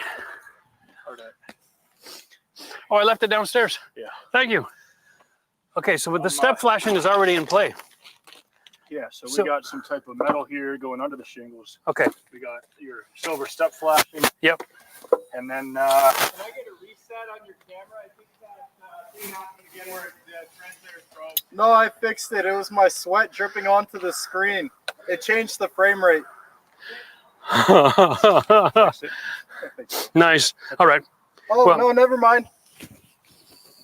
Two things. Two things. Yeah, Oh, we're having multiple issues today. Big surprise, eh? That's okay. So what we want to do, Matt, is take the ridge cap off to about here. Okay. I bought 2 bags of shingles. Okay. I think they're the same color. They're close anyway. We'll take the ridge cap off. We'll peel it back and then peel it out. Okay. We're going to leave the siding attached because the step flashing goes all the way up underneath. Yeah. All we're going to do with this today is get a piece of Tyvek and seal it up for the wall. Oh, I see. Okay. Okay. Yeah. So because they already have step flashing, we're going to open this up. We're going to find that the first 2x4 here from there is going to be 24 inch because they did the truss is 24 in center. Okay. And so we'll cut the decking back to that. I see. Okay. And then we are going to frame a box to fill that hole. And then we're going to cut our material to fit inside. Okay. Cover it with ice and water shield. Okay. And then we are going to reshingle. Okay. And then new step flashing with our shingles. Gotcha. That'll give us a double layer of protection for this one area. Okay. Okay. That way, So this stuff right now is coming up. that's going to be all garbage. That's going to be garbage. Anything on this side is going to be garbage. But that galvanized material back in here, we're going to keep all We're that. going to keep all that, and then we're ripping back the shingles, We're going to rip back the shingles, whatever's underneath. create a box. We're going to cut the plywood back to the truss. Okay. Reframe the truss on both sides. Install our plywood. I've got audio and a good feed from the Sony, so do what you got to do. Okay. Yeah, this one isn't even turning on for some reason. No worries. All right. All right. Well, let's get busy. I'm going to go get my hard hat. I'll get back on the ropes. Okay. And then might as well bring up a bundle of shingles while I'm at it. So what's happening with your camera there, Joe? Transmitter won't turn on. Okay. So I'm gonna run in. Run inside. Maybe give it a dry out. Did you maybe blow some air on it? Maybe it's just wet. No worries. No worries. Well, we got back and We'll be fine. It's all good. All right. I'm going to go get my helmet. Okay. I forgot my head. Whoop. Oh, that's disgusting. I put my hat on, and just as I lifted it up, all the sweat that accumulated dripped out off the front. Oh my goodness. How disgusting. All right, here we go. So by starting at the top, it's just the easiest way for us to peel this onion back, right? yeah. Yeah. Okay. So All right. Let me get on a rope here. you said you wanted to rip it back 24 inches. Well, the plywood at least. So we're probably better to go 3 feet so that we can overlap all of the joints. Okay. We can get a nice membrane on there, right? All right.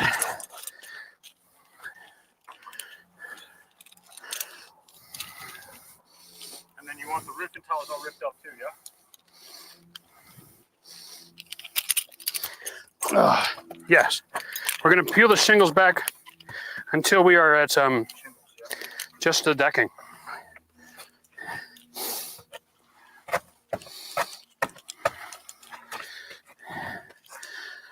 Okay, let me just do a quick rope test here, make sure I got it on right.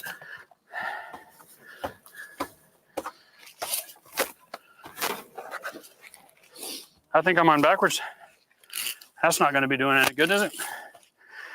This is why we test.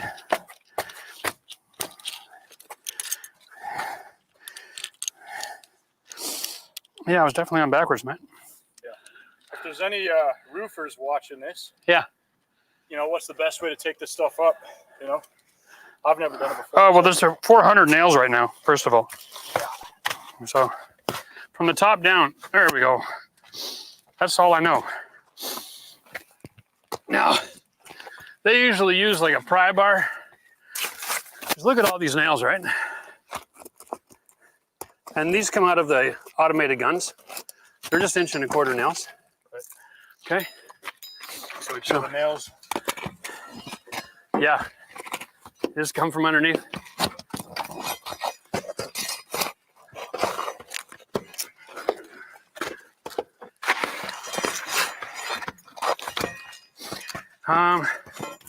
Blah, blah, blah, blah. Probably a little bit more. Yeah, that's probably far enough. And we're not doing this side of the roof, are we? Nope. Okay. Nope.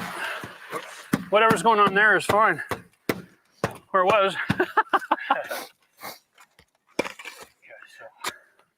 Yeah, so they've seen they got another ridge cap here. They got 2 bloody ridge caps. Is that not normal? Well, you know, this is probably roof on roof as well, right?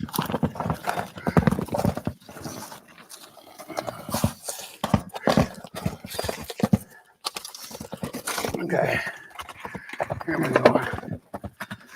Just a lot of shingle and a lot of nail.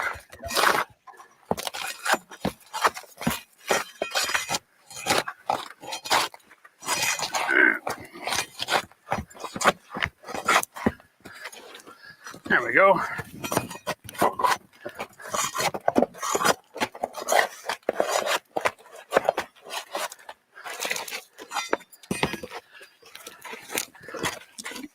Now, if you're going to be tearing it back, you're always best to just tear it to a full shingle.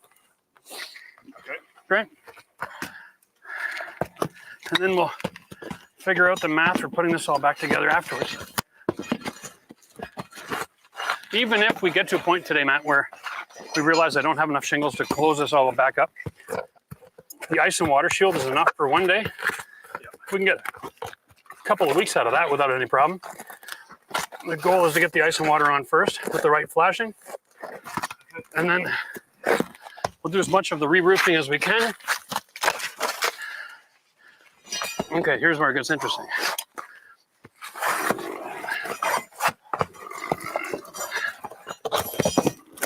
Oh, come on. Come on, honey. What is going on here?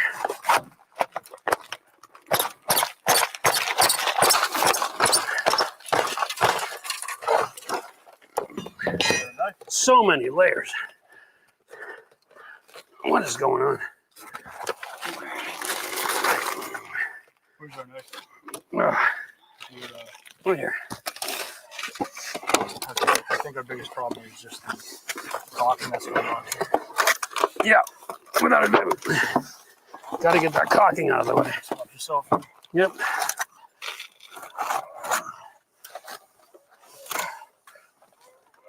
Close that blade up if you're going to be putting a lot of strength into it. For people at home, the more the blade's extended, the weaker it is. The easier it is to break off.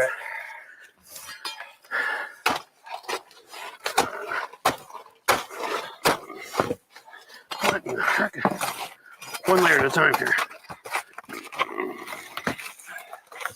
There it is.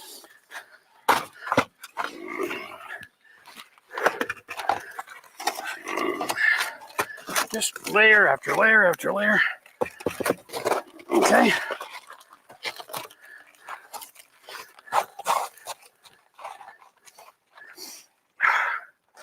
I can't even see what I'm doing here. Hang on. I'm going to give those a blow. Watch your mouth and your eyes.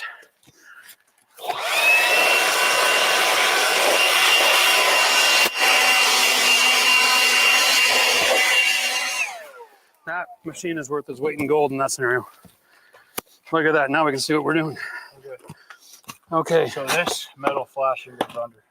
Underneath that layer of shingle. So let's take off that shingle. Yep. Expose the metal.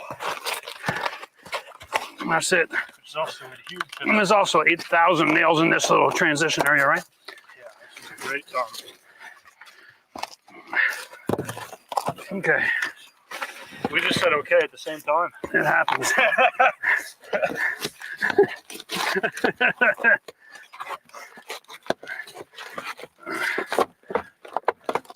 So what I want to do is separate this in layers so we can visualize it as it comes up. But here, check this. Pull this. Okay, so let's stop for a second because we're dealing with a camera that's pretty far away. All right, I'll use this as a, I don't think that camera can see anything with that ladder there. 1 second. I want you guys to see this. Pardon? Do you want me to adjust the zoom on it? No, it's fine. It's on a wide lens and it picks all this up. All right, so here's the big yellow stick, guys. We got our plywood decking and then there's shingles underneath.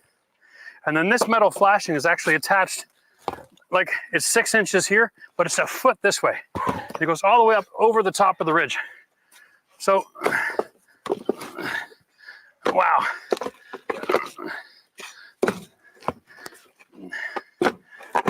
Is this a normal roof installation, or is this abnormal? Well, you know what? Because I feel like we're just ripping apart like 5 sheets of plywood all laminated together on the subfloor or something.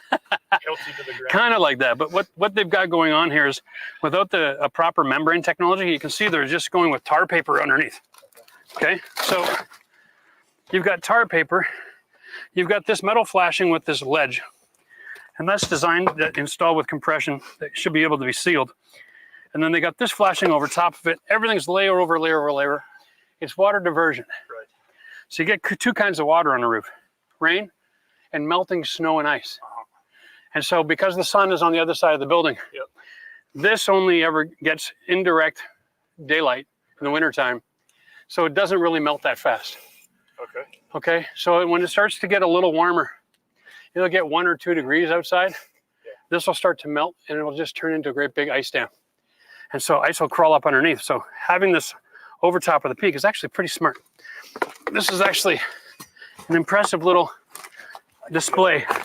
Instead of just having like 3 or 4 inches of metal flange like the side up here, they've said, hey, if there's ice damming, the water will sit here and go underneath it when it freezes. Because if water gets here and it freezes, it'll just lift it right up. And so they actually went right over the top, so the water has to find a way out. So they provided an exit for the water, which is actually really smart. I think you got more cotton to cut. Maybe. Well, I just don't want to wreck too much of that. Now, hold on. You see what's going on here behind it? All of this is attached. All of that. I got you. Sweet. Okay. Loving it. Okay. Is that all one piece? It is now. Okay, I'm peeling it back that way. Okay. I think what we'll do, Matt, is we'll figure out what we got to do for waterproofing post-apocalypse. All right. Right? And might as well just keep that going. Get that whole mess of water diversion out of here. Okay. Wow. Okay. I think we should get that broom up here, actually. I need my glasses. Huh? I don't have my glasses on me. You don't? Whoops. Oh, they're behind you. Oh, perfect. Yeah, you're good.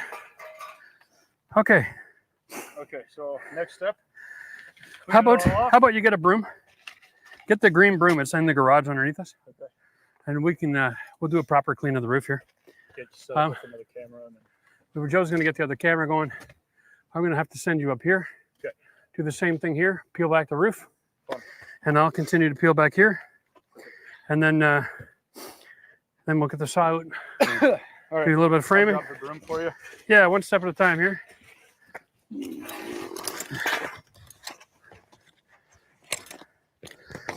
Rope management is becoming a full-time job here. Managing the ropes. I love it. Okay. Wow. All right. Well, Joe, now that you're back. Hey, guys. Let's go through this again. So we got multiple layers on the roof. We already knew that, right? That's okay. We've got a like a tar membrane, like a waterproofing membrane. That's pretty cool. Just around the hole here. The rest of this roof is just felt paper, probably 10 or 15 pound. We've got step flashing here that's failed because we had to tear that wall apart. So that's going to have to be reinstated. We'll get rid of that one. We'll get rid of this one.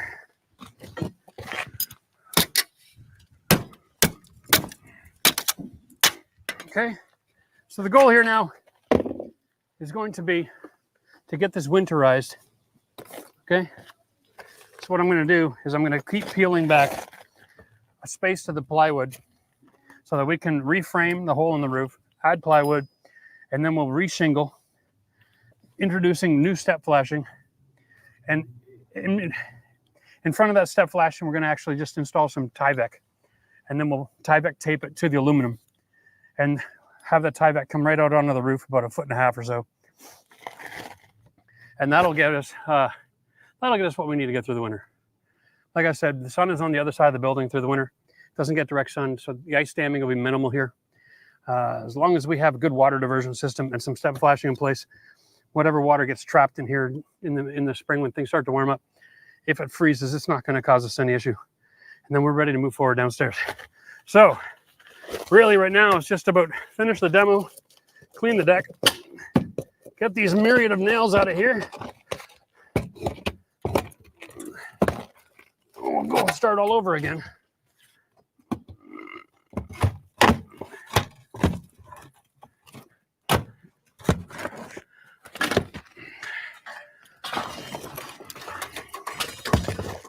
Just nothing but nails, nails, nails. This is one of the issues, you know, when you're using all kinds of different methods and systems and products, the only way to fasten it around here is with a nail. So you got shingles with nails, and then you got starter strips with nails, and then flashing with nails, and then membrane with nails. And by the time you're done, you pitch so many bloody holes in the roof. You better not get any ice damming or you're done. Now, this is another membrane style here. Wow. Okay. All right.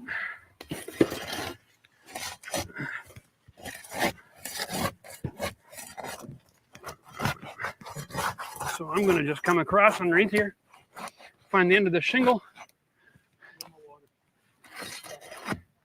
There we go.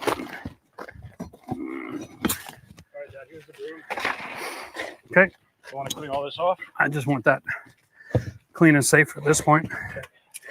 I'm going to just blow this side off. It's awfully crumbly.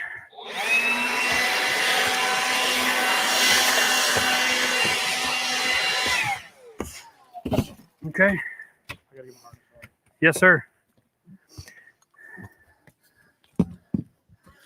Yeah.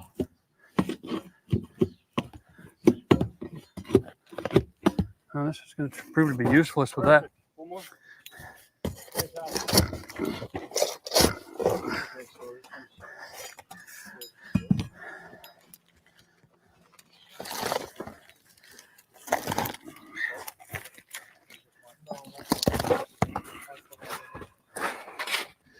Okay.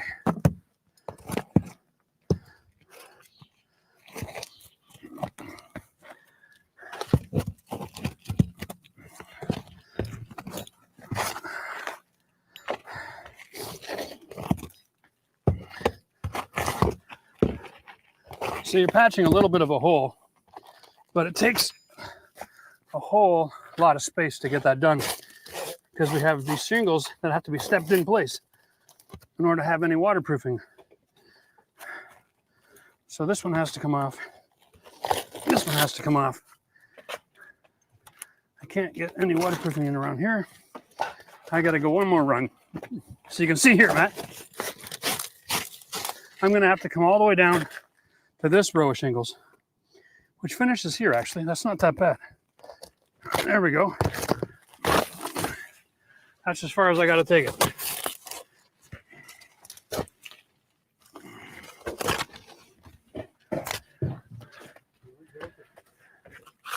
Okay. All righty. Now, All right, boss man. What am I doing? well, I just want to get this. I want to get the same thing done up top as we did down here. Okay. Okay. I got you. So it's a little easier because you don't have a wall coming down. Yeah. But whatever's in play here, I just want to be able to say I'm not trusting any of the existing system. So I'm trying to take this back to a row of shingle That's all. Got step flashing. And from here, everything north of it, I just remove. Okay. So it'll be the same up there, only easier because you don't have a wall with step flashing. Okay. Right? Yep. So if you want to bring the bench over and get up there, I'm going to just continue tearing apart this mess.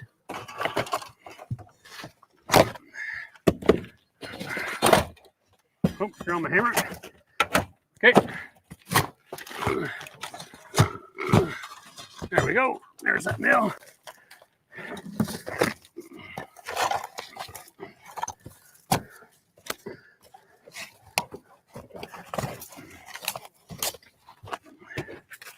Great. Bloody hell. Let's get that knife there.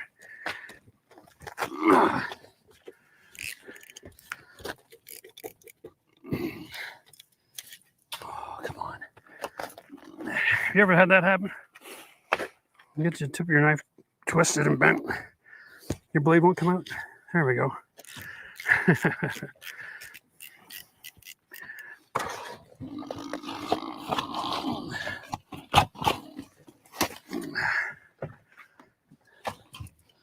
Okay.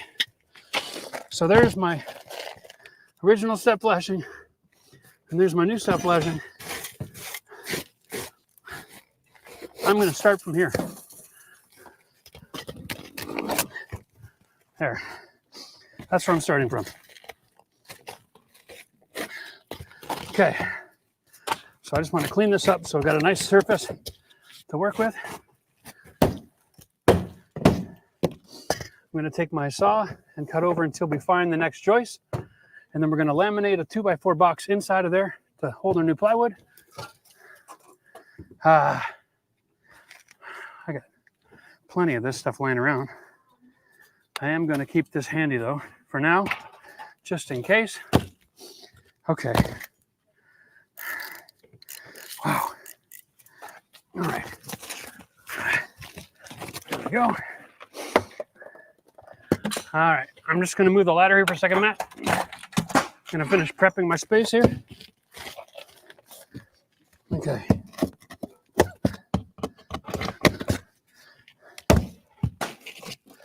Okay. Now, when you're doing a roof repair, guys, you don't have to get all the way back to perfect. There's no such thing because it's all layer on layer. Having nails left in doesn't hurt anything. Okay. And I believe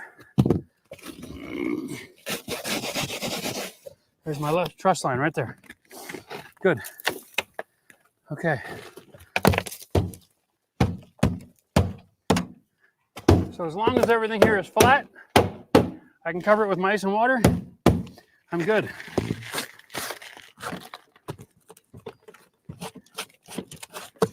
All right. That is something I can work with. How are you doing? Good. Did you start at the roof? Yep. Okay.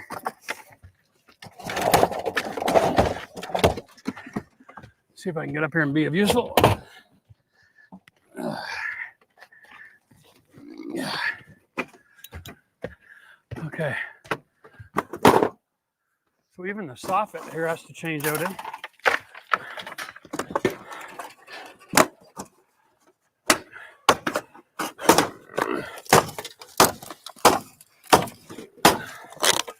That's interesting. Check this out, man. Yeah. So they actually put a bend on it and capped it onto the roof and then shingled out past it. Yeah. That's a different way of doing things. Nowadays, we have a special metal capping that goes on that our metal will actually slide up underneath and hide. But here's an example of an older technology. They just put a bend on it right over top. All right.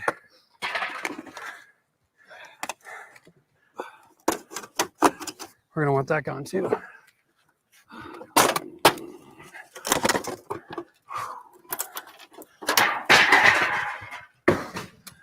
Okay. All right, so I got my first couple of shingles above the hole taken off. Yeah. How far to the left side of this hole am I going? Okay, so Sinking like right if you basic line is if you're going 3 feet down, you got to go 3 feet across. Okay. So Okay. just about here. Yeah, and then you got to find out where does the shingle end, because Oh, they're staggered. where they actually finish in real time is a great place to finish. So you peel a shingle until you find the beginning of that shingle. And that's a great place to join it. So that way all of your joints are overlapping the previous system. So you're reinstating it, right? I got a beginning here. Then you take this roof past that. And then you take this one, you take this one, you take this one, and so on. I see. And if it ain't enough, you go one more shingle over. I see. We have a mushroom vent there. Yep. So that's a big benefit for you, because you can go 1, 2, 3 rows down and just be gone with it. Okay. Okay. Gotcha. I would just go there. This black stuff here you can leave on. Okay. It's not going to hurt anybody. We'll just cut away the extra. Yep. Okay. And then the step flashing. The step flashing goes. There's nothing to step anymore.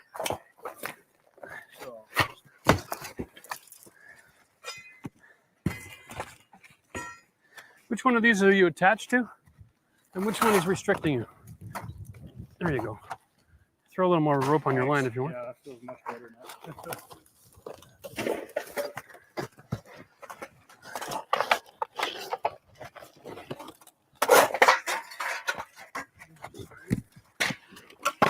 Okay.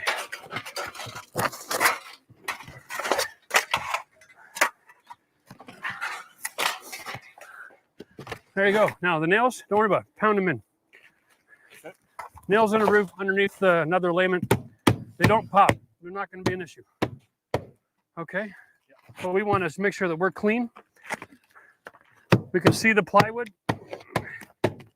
Make sure that the plywood looks like it can still hold a screw or a nail. Right? Because remember, there's a leak here. And if the wood's been compromised, it won't hold the nail. Then it's no good to us. And if it can't hold the nail, then I'm going to end up in the living room in like 5 minutes. Right? Well, no, I think you're okay for that regard. I don't think your life's in danger here. I'm more concerned about the integrity of the roof over the next 20 years. I don't think your life's in any danger.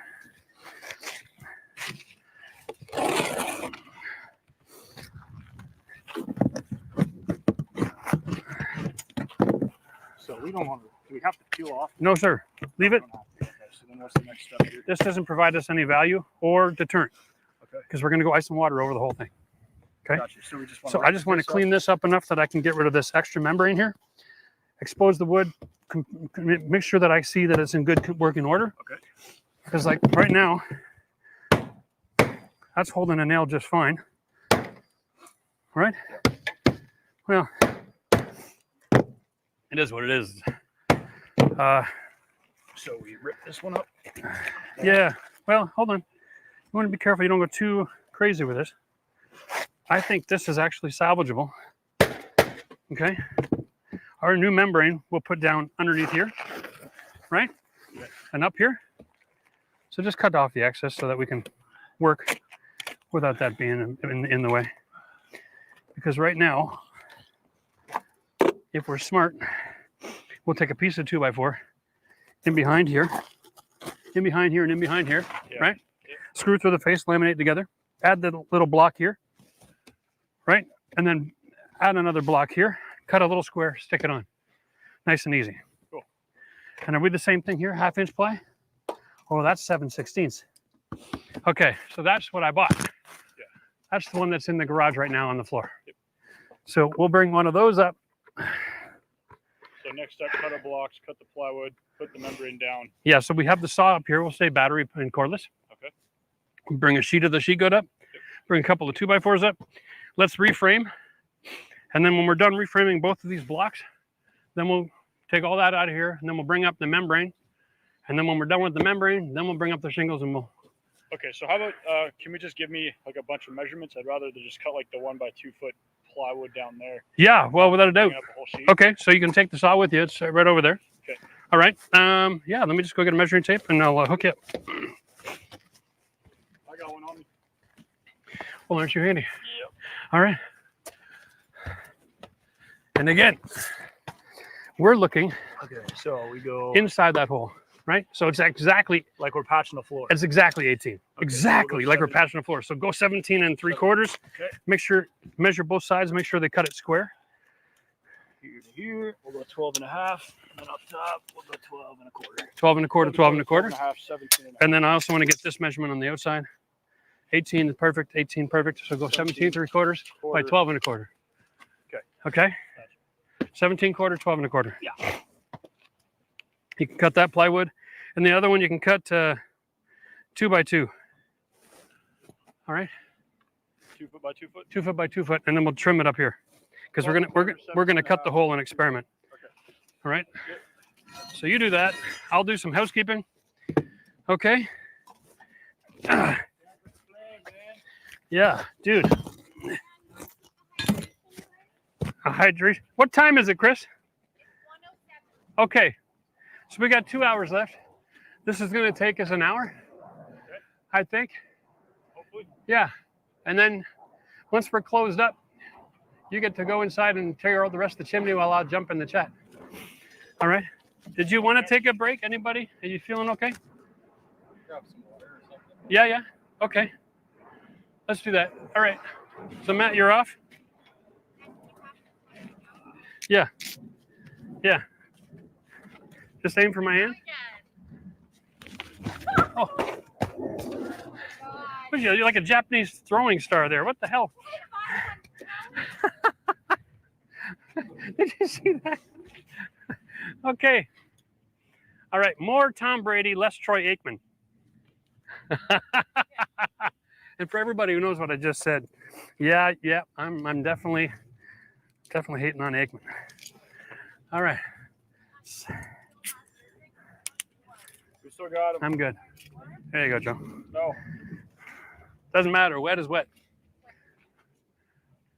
You want the lid too? Here we go. Got your drink for you. All right. Oh. Nice sauce. Oh my God, that's disgusting. It was almost boiling. Oh yeah. I've got one more cold towel. I'm good, Joe. You want me? You want it to? I'm just gonna stay hot and sweaty. Joe, you can take a break for a second if you want. I got it on the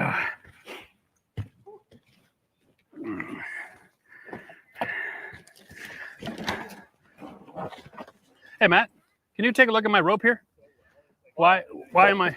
Oh, I was underneath. That's fine. There's a rock. Thank you. Much better. Thank you. Gonna do a little housekeeping. Housekeeping. You know, we got 150 feet of rope up here to take care of the three of us. That's like bad enough by this by itself right there, right?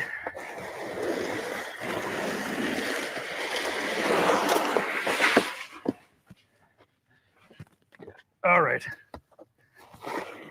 If you don't keep a job site clean, you're working on a dangerous job site.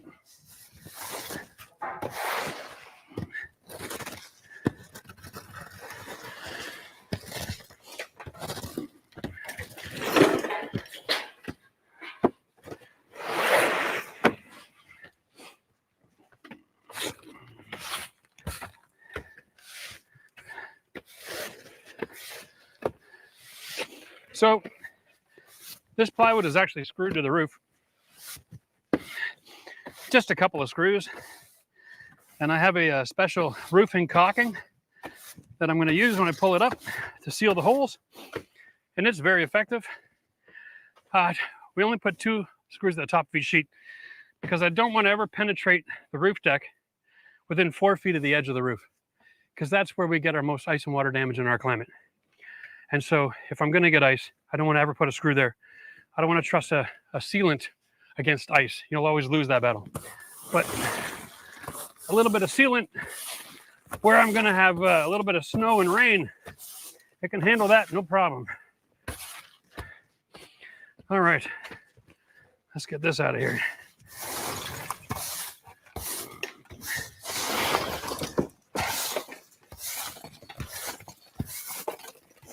I'm going to need more rope. So here it is. You can get more rope out of this when there's no tension on the line. But as soon as there's tension on the line, you can't go any further. Am I I don't need that much tension on my line. I'm actually at risk of falling off the damn roof here. Yours is actually going over mine as well. Am I pulling on the wrong end? You're good. Oh, that's where I'm attached to.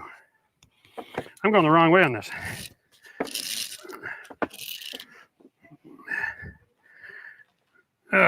Okay. If I land on my ass, I still won't go over. I'll be all right. I think we should resource the ropes up here. Am I over? Oh, I'm around this thing. You're under and over me. No kidding. Yeah. Well, that's not healthy.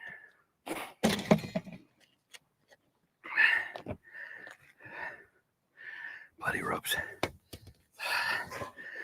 They call this safety, Joe. I mean, we could make it super easy and unclip mine. I'll step over and then reclip it.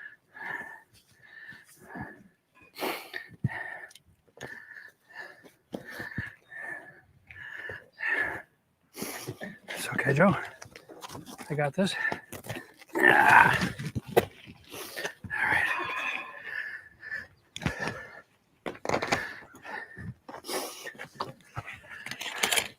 Let's check our tension again.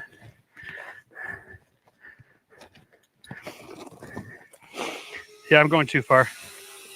Now I'm going way too far.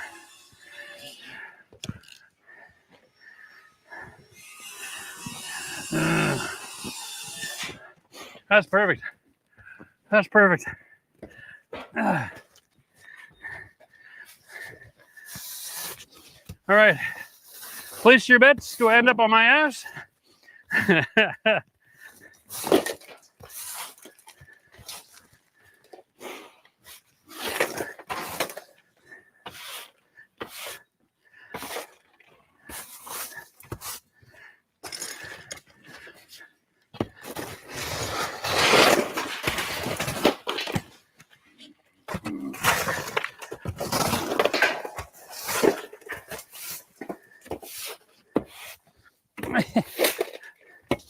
Yeah.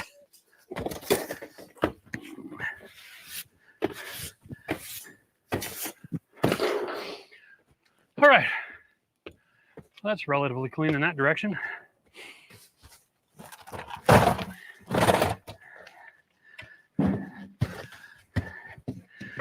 Okay. Yeah.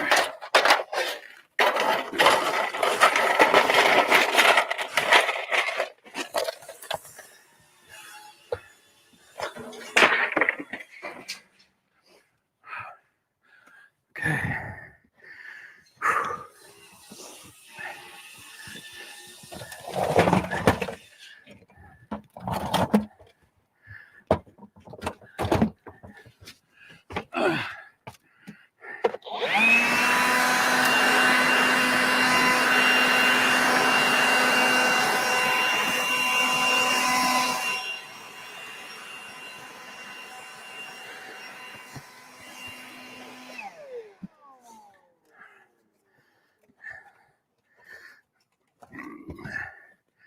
Okay.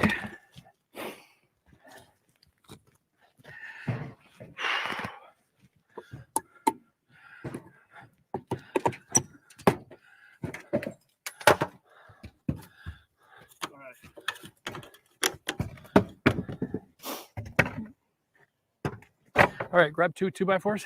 Okay. And then bring the saw back up. Okay. We'll do all that measuring on here on site. And I'll take that stuff up here. We'll put it on the roof deck that's clean. That won't go anywhere that way. Okay. Brilliant. I imagine this is all Matthew's rope then. Right? No one else is tied off to it? No, sir? Wouldn't that be funny if we're both on the same rope? Wouldn't be the first time that's happened. Okay. So, that's as simple as that. All right. Okay. Now, I'm gonna get my...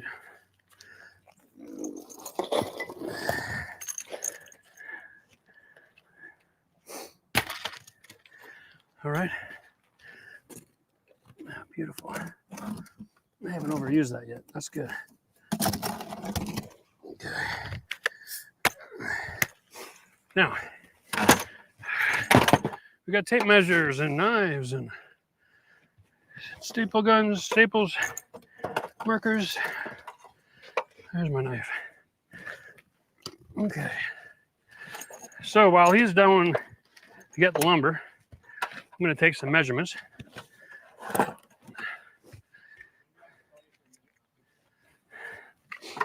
Okay, here we go. So I'm measuring inside. There's a piece coming across from inside, okay?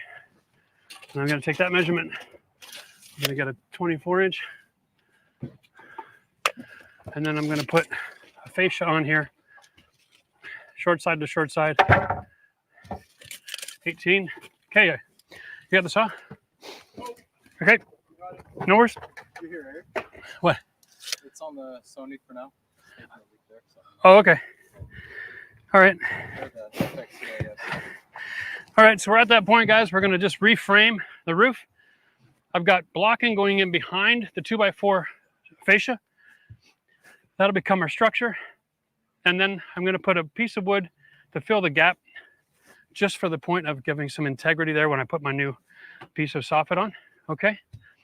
I need a piece across the back, so I have a nailing surface for the other side of that plywood. And if I go 20 inches, that's plenty. So I've made notes of all three of the cuts that I need.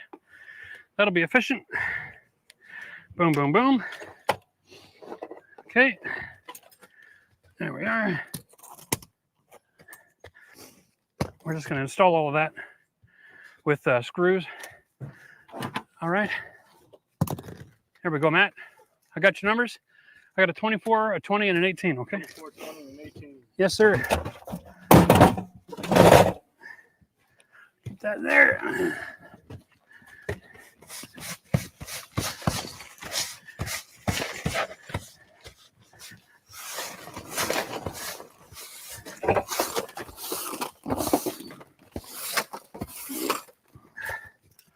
All right.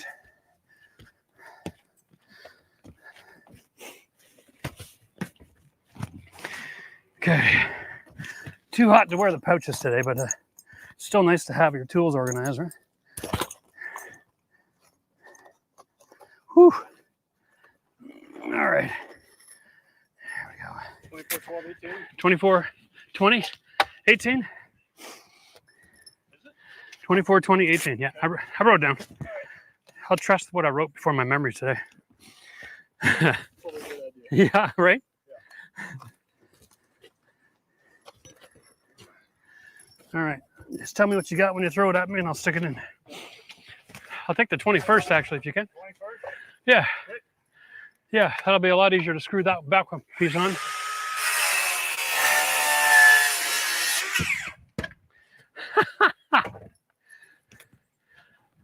Thank you. All right. Now these construction screws have horrible grab. Oh, I don't know. I bought a whole box of them at the Home Depot too, so I'm gonna have to use them on this job, but they don't bite very well. And here I am complaining about something that didn't seem to be a problem just now.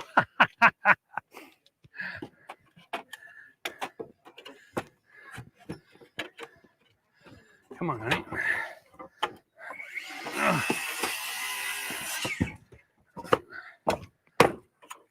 There we go.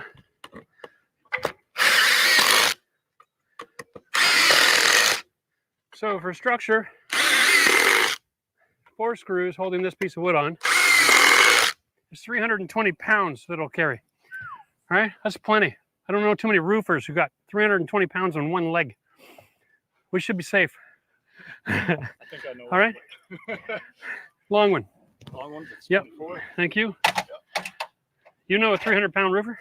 This is Burger. No shoot. Oh, Burger. Yep. What a name. He wears a high-vis vest, and you can see him from a mile away. Too, so. No kidding. Yeah. Well, here's an interesting, awkward moment. That nail is in my way. Darn it. So there's a nail penetrating the skin from over here that I have got to get rid of. And I don't know. I think it was that one there. Yeah, good. Okay. Now, getting underneath here. There we go.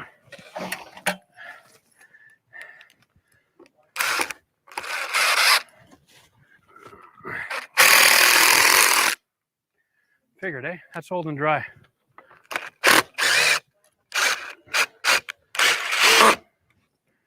Oh boy, oh boy, oh boy.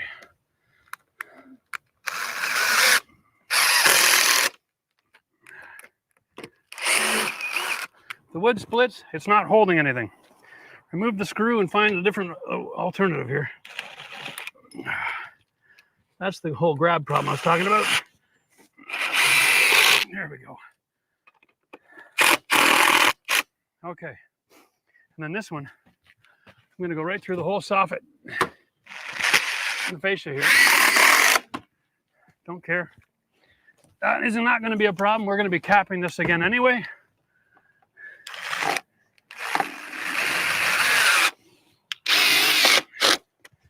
All right. Now we'll get rid of that nail that we had. There we go. Now, I wanted to get you, Matt. Yep. Get your knife. Trim this little piece of shingle off here. Okay. Definitely going to be in the way.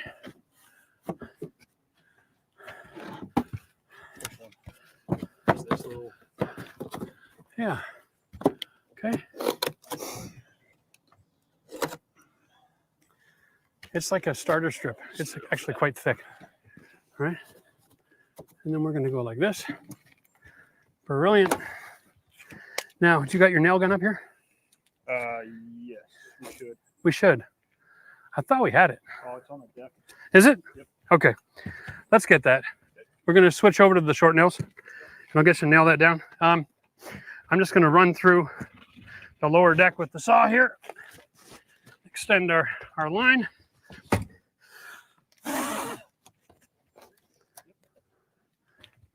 Okay. My decking. Here's how you measure. Right around here. There's a decking nail. There's a decking nail. Okay. Am I using the 2-inch nails for the plywood up there, or Yeah, the shorter one. Okay. There we go. Yep. Okay.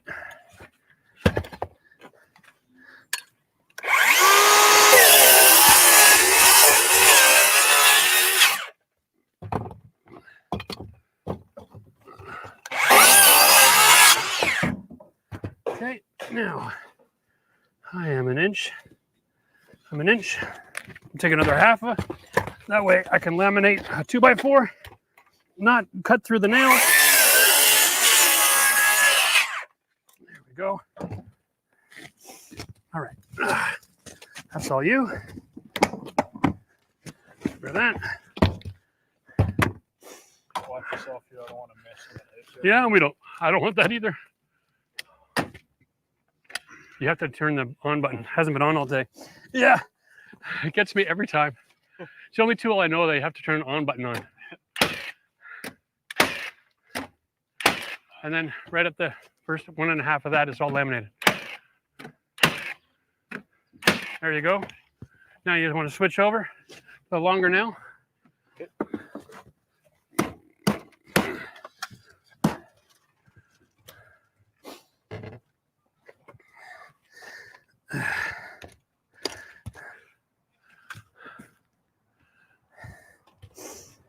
Okay, made this a little bit tight. Face it. Give me like top. Thank you. That ain't going anywhere. Thank you, sir. There we go. We got structure. All right. Now, let's get our other patch here.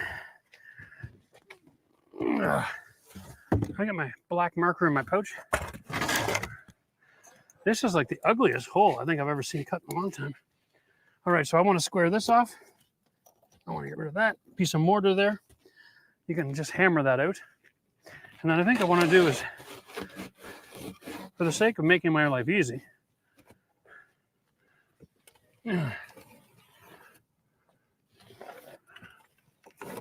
let's take a look at the pre-cut. Okay. I don't mind going up to square off. I'm going to have an issue with this. So what I'm going to do is I'm going to rip it right here. Okay. So I'm going to rip that. Can you remove this brick for me? While I rip this thing, here's a little simple system for ripping lumber. Take your saw. My line here is where it cuts. That's called 0. And I actually can measure with my saw. I'm going to be cutting a little over 2.5 inches off. All right. Now, my deck is only 1.5 inches. So I got 2 choices.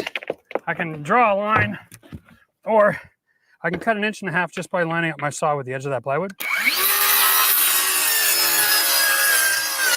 And then cut another inch by putting the inch mark of my saw, which is right here on the edge of the wood. And the 2 of those together make 1.5 inches. Right? Bam. Of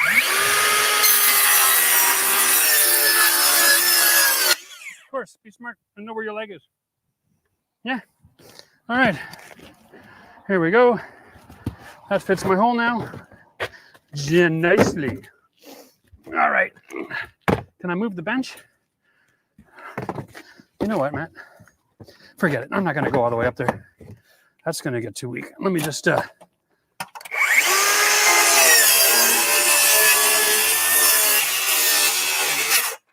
square that off like somebody actually knows how to cut a hole.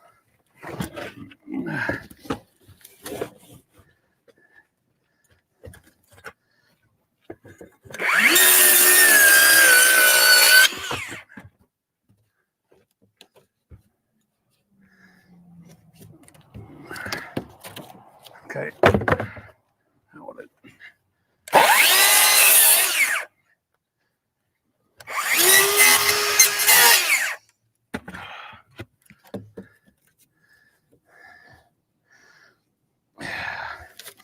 This is real treehouse construction stuff right there.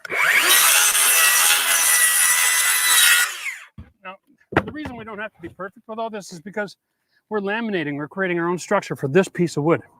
So we don't have to worry about, you know, all the details. It's going to be just fine. So let me get wherever my tape measure is again. First of all, garbage. You know, we're going to laminate here. Okay. And so let's just go 22 and then 22. So we laminate both sides. Then we'll measure and cut the pieces that go across just to reinforce that a little bit. Okay. And then we can hold that in and just nail that in. We still got the 3-inch nails in the nailer? Good. We'll just go and use the nails instead of the screws.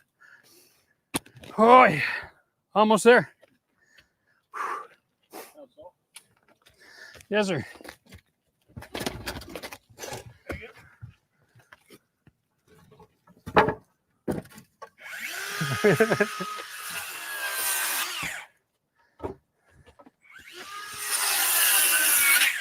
Okay.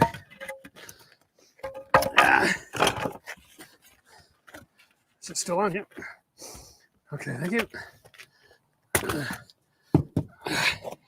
You're right-handed, eh? Yep. I'm going to get you to go around that side and lean over to get this one for me.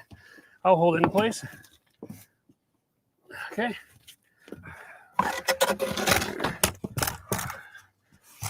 Just into Yep, right in, just laminating it. So hit me 2, 4, 6.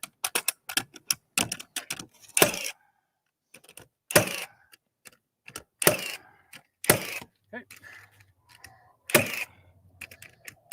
All right, and then same going this way. Oh, buddy, we need a little more chipping going on. Yeah, get the hammer here.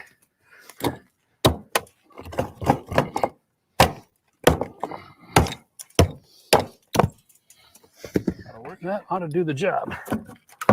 Here we go. 2, 4, 6.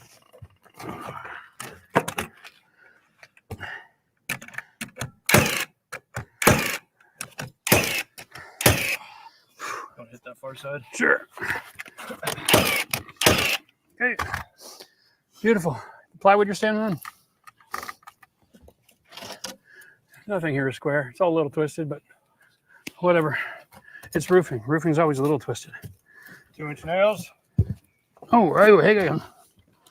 I need a little bit more space up here. Oddly enough. Saw. I'm not fitting the hole quite yet. Thank you. I need a little more mercy.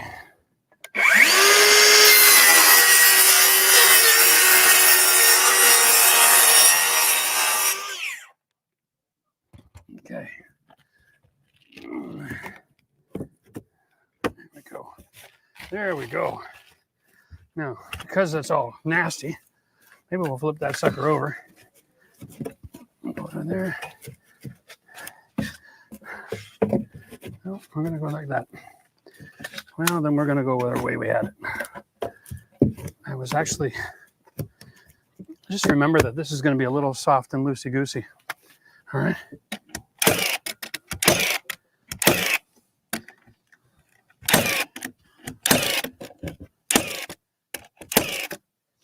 All right, so now it's only a 22-inch piece.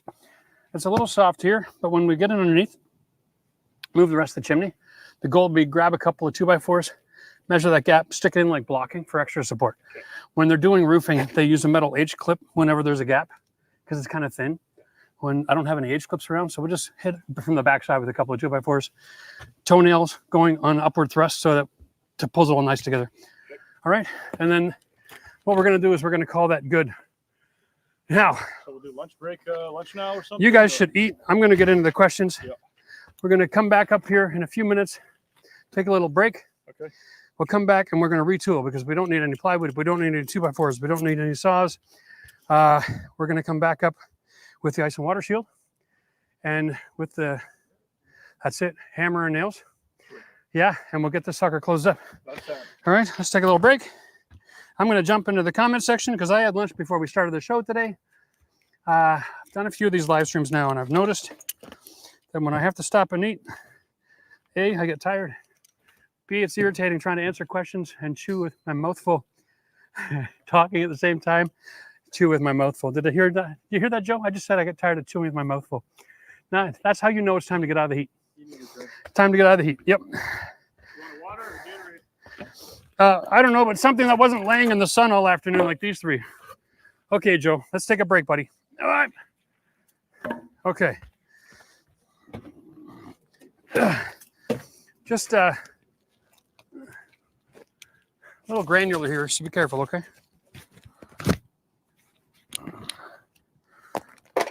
Oh. I'm going to bring it down. I'm just taking the rope off. Yeah. Thanks, buddy. Did you need to pass that off to me or anything, or are you okay? I'm good. All right. Let's go inside. Oh, let's see how the other half lives. Yeah, lunch for the kids, eh? That's awesome. There's Joe.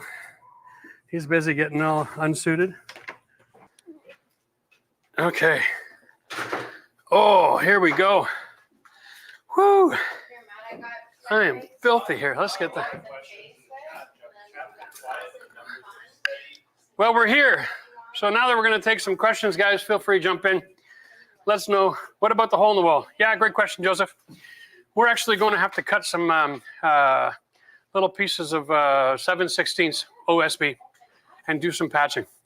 Now, the other thing is, I'm probably going to cut a bigger hole than I need to because I need to create a trap door to be able to pass my beam through. We got to crane it in. So I think I'm going to just cut a little larger hole. We'll stick a piece of OSB on, get the tie back on there, and then we'll just mark with a marker where we need to cut the tie back so that we can unearth that mess. We'll screw that one on. We'll be ready for the next project down the road.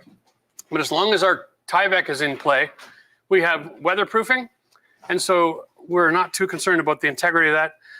Once the beam gets in, we restructure, we're going to use a spray foam. So the fact that we'll have an OSB and then an old-fashioned John's Manville cardboard It doesn't make a difference.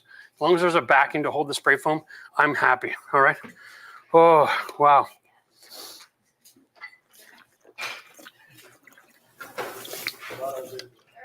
Oh, there we go.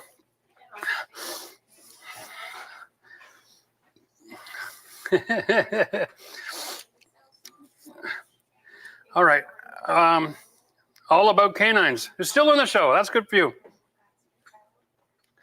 Am I going to live there? You mentioned forever home. Yeah, I'm actually building this as my retirement home for me and my wife. Right? I mean, I get to live here, but it's really for her. As long as she doesn't kick me out, I get to live here too. That'll be good. So yeah, we are planning. We're going to be doing this not so much for, not as practical as I usually do on the channel. We're going to go a little bit more designed for our forever home and our lifestyle. We love living outdoors. So we're going to have a lot more outdoor space to live on. And so all those videos will be coming soon. But yeah, definitely planning on living here. What is the next project after the roof? That's a great question. The next project after the roof. You know what? I think we're going to have to do some framing. Yeah, we're most likely. My wife just says I'm a keeper. That's good to hear. We're probably having a meeting on Monday, and we're going to talk about all the different work that's ahead of us, and then what the schedule is, and then what we should be filming. We try to do as many of the outdoor projects as we can live, weather permitting. So now that we got the chimney gone, we're pretty much buttoned up. I think the next live show we have to do outside is going to be in the garage. We're going to be getting rid of an old window and then cutting a new location for a window and then structuring that as well. So it's a little bit of structural work, but it's just temporary. We'll probably do that one live. It should be a lot of information there that we can educate folks on. Because like if you have a window where you don't want it, it's nice to be able to move it where you want it, right? So we'll go through that whole process and we'll install a new window. This way, I can actually go to the store and buy a window and then make the hole to fit the window instead of making a hole and then ordering a window and waiting 6 to 8 weeks. And since it's just a garage, I don't have to buy the highest quality window in the world. So that'll be a fun way to get that finished. Harris, when are you going to start framing the basement? I have a basement rental coming up. Yeah, well, we actually just picked up all of our LVLs for our beams, and we did the concrete yesterday. So we need 3 days before we can put the weight of the structure on fresh concrete, okay? We need to get to the 2,000 PSI on the concrete before we want to put the load on it. So we're going to be patient. We don't want to put stress cracks in by rushing. That's why we jumped up to do this project today, because we're just keeping ourselves occupied with different projects while we're getting ready to do that. And like I said, maybe on Monday we'll talk about should we be filming any of that live, doing any of that framing downstairs. It'll be fun regardless. But and can't function. Did you see this? How long have I been roofing? I am not a roofer. I don't do roofing. I do understand the process. And I understand the materials, and I understand what a good roof looks like and how to get one. So I don't mind doing a patch or a repair. But generally speaking, that is not my trade. I am more of a carpenter, more of a finisher, more of a tile guy, more of a painter, right? More kitchen, bathroom renovations and flooring. That's my gig. So yeah, I haven't been roofing. I've been roofing about 3 hours. There's the answer for you. And Eli's got the confidence he did his garage all by himself. Good for you, dude. That's what I'm talking about. I love to hear that we are helping people be handy again, right? It's time. Have you noticed things are expensive? Yeah, and if you're looking for a career change, consider getting into the trades. It's no longer a swear word. Yeah, think about it. Like most guys I know that are running their own shops, they're all making 6 figures, like and big 6 figures, like 200-300 a year. It's not uncommon. And if you're not and you're in the trades, you haven't raised your prices in a few years. I'll tell you that right now. And you're outbidding everybody, and you shouldn't be. Remember, if you're running a business and you're closing more than 50% of your contracts, you're too cheap. Raise your prices. Do yourself and everybody else a favor. Yeah, sure, buddy. Okay. This guy says he's got a subfloor that has carpet installed on it. We have to rip the carpet out, but don't have a lot of money to replace the flooring at the moment. What would be a recommendation to temporarily cover your subfloor? Well, that's a really interesting question. I guess the question that I would say is if you don't have money for the flooring at the moment, then why would you cover your subfloor at all? It's wood. I would say I would go to the indoor shoes rule. Okay, $60, buy yourself a pair of indoor shoes and don't spend $1 on that floor until you've saved enough money to buy a good floor. You don't want to do anything temporary. That's just delaying the process. Subflooring, generally speaking, doesn't create dust. So you can tear up the carpet, clean it up, vacuum up your house, and you're good to go until you're ready to put the new floor down. Ain't no big deal. You know, it's like camping. Not a big deal. Don't be worried about it. And can't function. Oh, 23 years you've been roofing. Wow, that is a long career on the roof, my friend. Cheers to you for that. Wow. No wonder your catch name is Can't Function. That's a hard life. All right. So is the chimney built around the house, with the house, or after the house is built? Chimney is part of the original structure. But it was built as an independent structure, built right next to the house, but integrated into the foundation. So it does have a flue cleanup, oddly enough, but it has nowhere was there ever a fireplace. So for me, these chimneys are just a waste of time. And that's why everything else is built around the chimney. So all the soffit and fascia are cut around it. The roofing was done around it. Everything's flashed around it. It's just a whole lot of nothing. So it's just nice to be able to have modern appliances as far as furnace and hot water tank, and then go to PVC venting out the wall and get rid of this darn thing so we don't have to manage that caulking for the next 25 years. I don't mind getting on the roof right now, but 20 years from now, I don't want to be up there with a caulking gun. You know, that's just stupid. Oh. And besides, the other thing is we're changing the facade. We're not keeping the weight aluminum. So I'm going to be up there tearing all that aluminum off anyway. So if I'm going to be putting a new facade on the house and I don't need the chimney and it's a weak spot in the building envelope for letting rain get in, the common sense idea here is to get rid of it. It is in the way. And when we get down into the garage, you're going to see how it affects the steps that come from the garage down into the basement. There's like 3 steps. The first one is right next to the chimney. So it's like this wide. And it's really stupid. So by getting rid of the chimney, we can fix that stair as well. So it's not a dangerous area. And then we got, thanks, Jeff. After watching your video, I built a solid deck. And even the professional said it looked very professional. Thank you for your videos and guidance. Well, you're welcome. Cheers. That's the whole goal here. When we make a video so you can follow along, we're not trying to impress you with how we make a deck. We're trying to make sure you have the tools to build it yourself. And so if we fail in that regard, let us know. But generally speaking, I think we try to give you the most comprehensive tutorials on the internet. And that's because our goal is to help you do it yourself, right? Not just be entertained watching us. All right. Honestly, I would have a roofer replace that whole section. The amount of holes from screws and nails plus accidental holes have completely ruined that section. Well, I understand what you're trying to say there, but at the same time, we're going to be blocking it, and we're going to be using an ice and water shield as a membrane over that whole area. And so because of that membrane, we're going to be able to come back with new shingles and have a brand new waterproof system. So I don't think there's any weakness in the system. I think if you're just looking at shingles and felt paper, then yeah, there probably wouldn't have hurt to pull up a whole sheet. But I don't need to make a bigger job out of this than I need to because it's a temporary roof anyway. I am going to go back with the metal down the road, and the metal down the road doesn't need anything more than what you've seen happen right up there right now. This isn't about not having integrity or not doing it right. It's about knowing what right is and how to get there. And all I'm doing is putting in a water diversion system and using an ice and water shield as a membrane before I shingle gives me exactly that. It's actually above and beyond what the code requires in that scenario. Watertight for the night. Yeah, no, it'll be fine. Yeah, I know. Hey, listen, I mean, I could treat it like finished carpentry, right?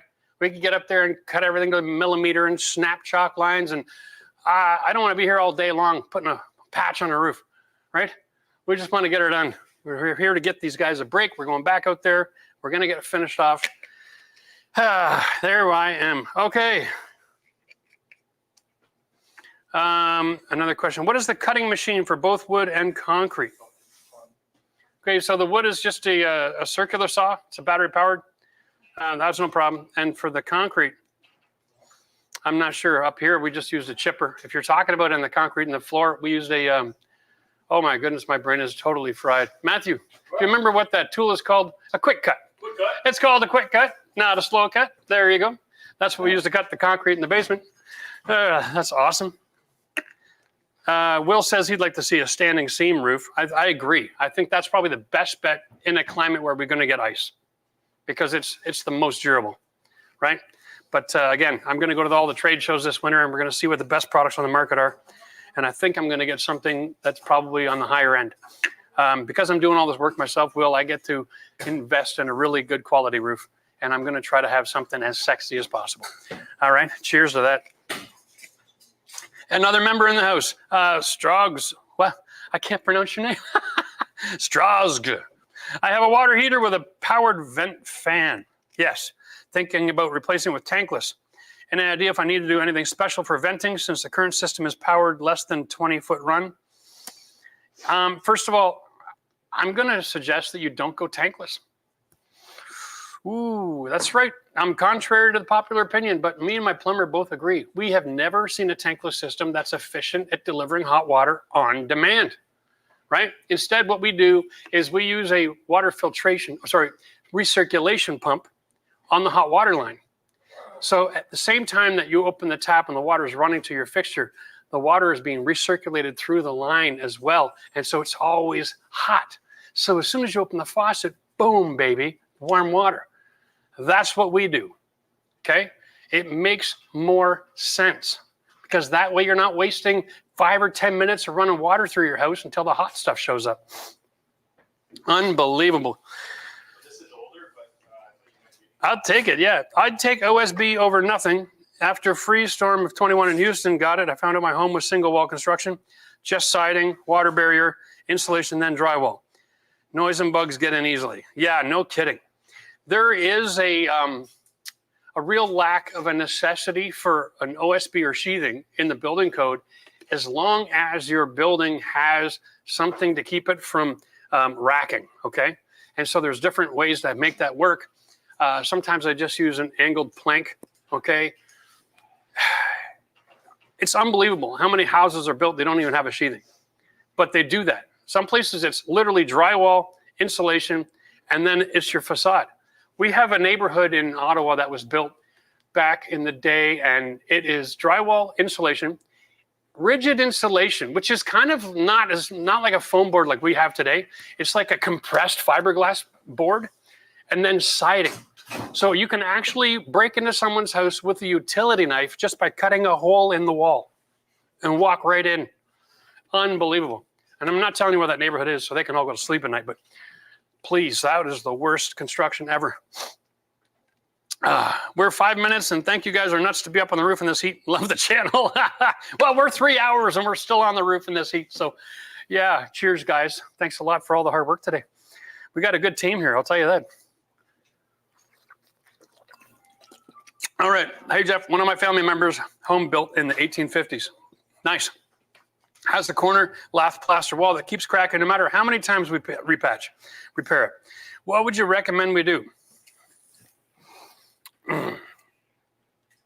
Remove the lath and plaster and put on a some sort of a finished wood, okay? I'd hate to say it, but great place for shiplap. All right, this is the kind of scenario. Your house is so old that your foundation is probably freezing and moving a lot in the wintertime. So that your house is actually breathing, like it's expanding and contracting, right?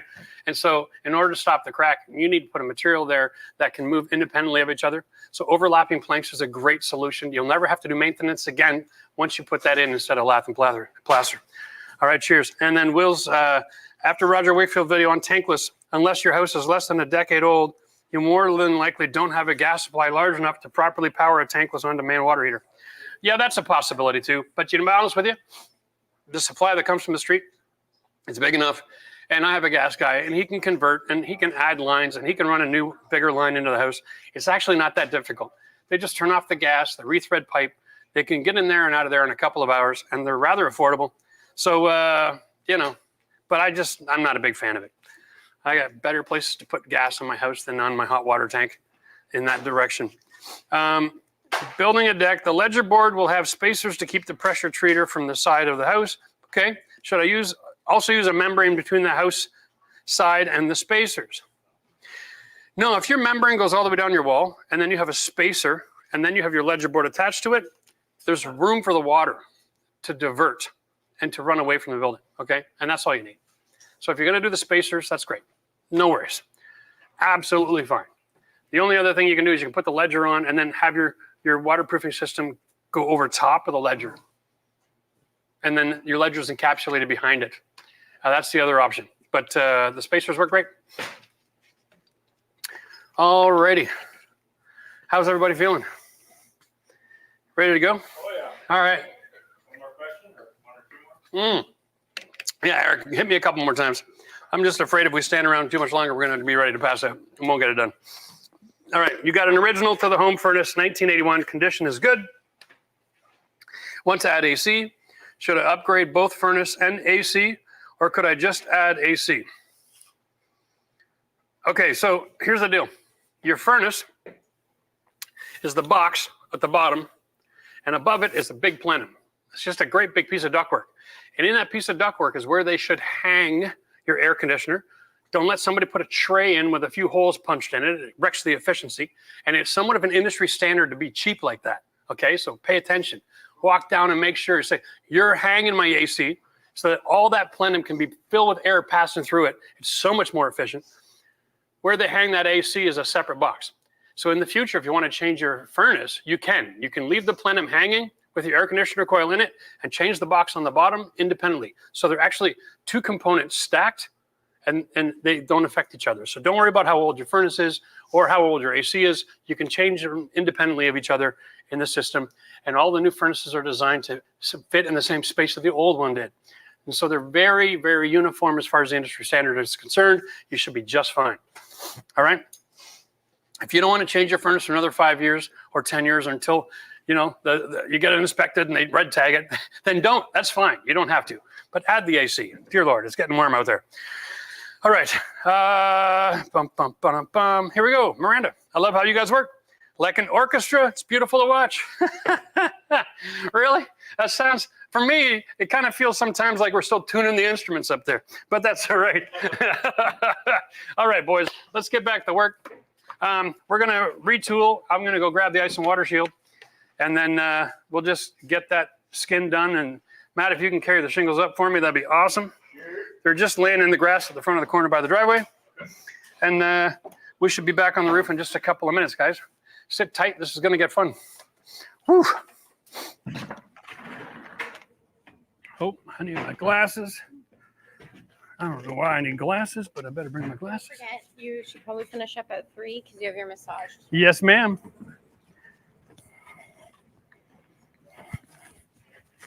Alrighty. What a beautiful day.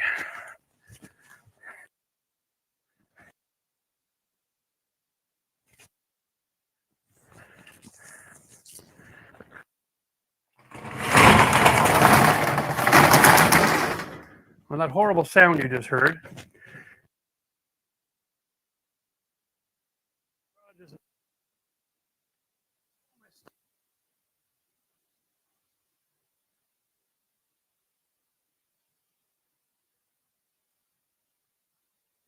Let me get ice and water.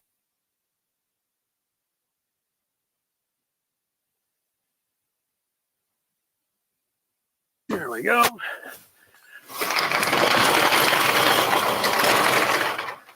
Alrighty. Okay. Another day, another $1.25. All right.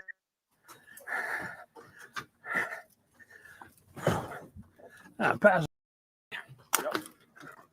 I got it here. Let me grab that other bundle. You're already up there.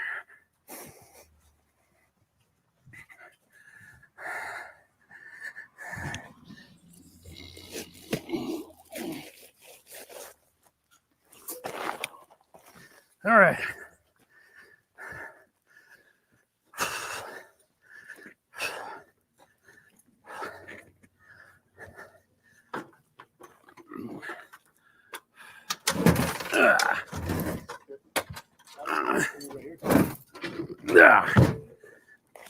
go.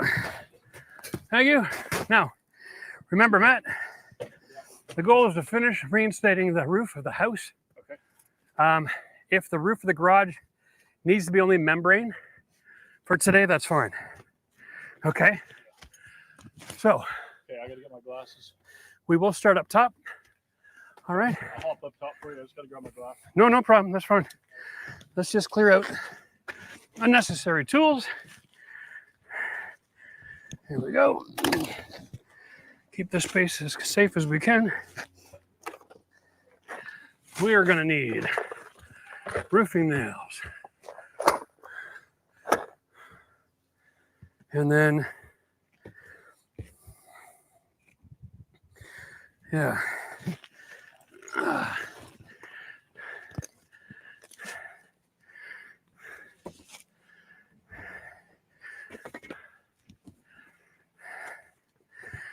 Okay. Ah, here we go again.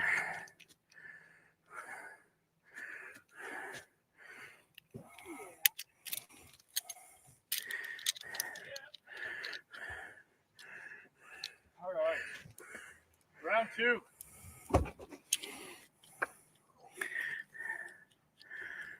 Yes, sir.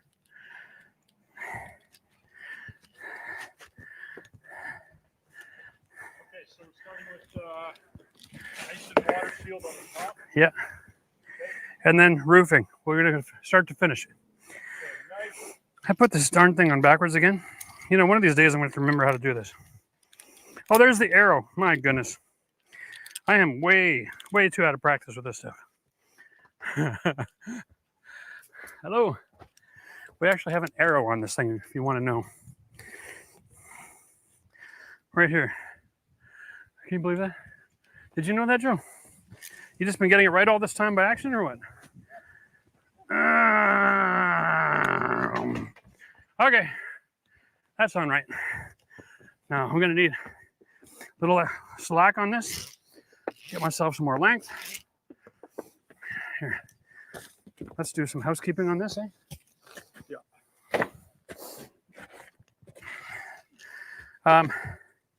I'm going with hammer and nails for this. Okay, because there's not a lot. And I didn't want to spend 150 bucks on a box of nails from my automatic gun because I don't believe I'm doing any more shingles for the rest of my life. After today, no. Probably not. All right. Do you want to toss me the, or should I could probably just one hand it. Well, you know what? If you could toss it to me, that'd be great. What I'm going to do is I'm going to just cut like a nice healthy piece. And then you can just trace it back to the shingle line. Okay. All right. Yeah. There we go. I'm going to walk you through that process. I'm done with my gloves. Too bloody hot for gloves. Okay. Up you go. My knife. No, I'm just going to grab my knife. I want to be useful here, man. You don't want to use my knife. My knife. Joe, you're having way too much fun here, buddy. All right. Can you explain what you're doing, what the next couple steps are, just to catch people up? Sure. That makes some good steps. Good sense. All right. Well, if you're a fan of the channel, you've seen this product before. This is a ice and water shield. It's a membrane. It's got a non-slip surface. We use this as a roofing product, actually, for our first shed. Just put a couple of layers of this down. Now, goal here is to cover all the original deck and our patch in this membrane. And if you can see this, we have our shingles. And we're just going to follow our existing shingle line and overlap them. Okay, so that we create a diversion system. That way we can tie in with new shingles. I know that we're completely patched. I think we're good there. So instead of bringing the whole roll up on the roof, we'll take that piece with us. Wow,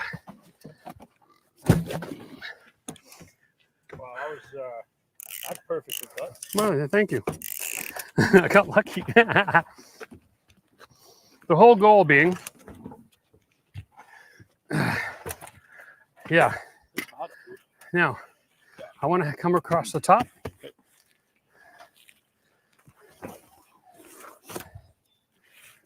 Yeah. I'm actually going to cut you an extra piece. Okay. So what we do here is, because we're not going to be filling that whole square like that, right? I'm going to just go like this, Matt.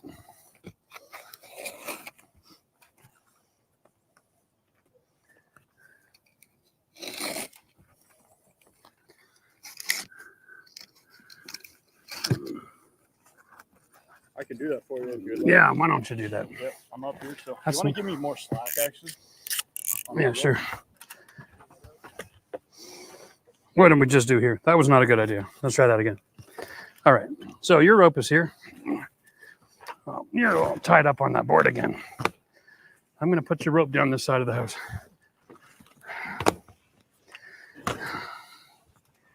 All right. Okay. That makes sense? Just close it and pull through. It pulls through if there's no pressure on it.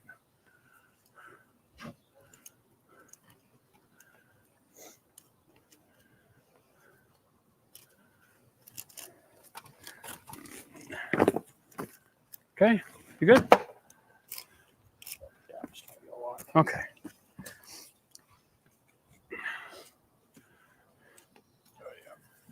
See, when you put your thumb through that ring, you're actually creating the compression that you don't want. There you go. Okay, so cutting water shield to fit Yeah, our hole. right. And so what we're doing is we're going to put a shingle here. Yep.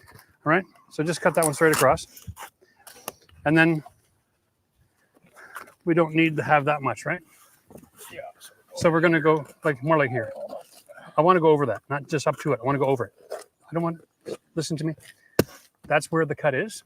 You want overlap. Okay. So cut it here. There you go. That's the one. All the way up?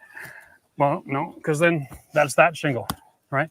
And then over here, so then watch, cut to there, cut the middle of this one. And then just cut right here, actually. I think we probably should be fine. There we go. Peel that all out of there. Okay, and we're just going to call that, use that piece to just cap that as well.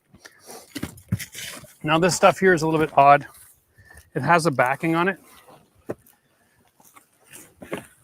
It's a little peel and stick action. Okay, can you get off your foot there? There we go. And I'm going to just run right up over the top. So I go over the top. Okay, and we'll also nail it, but in the meantime, I'm going to get the peel and stick off. Okay.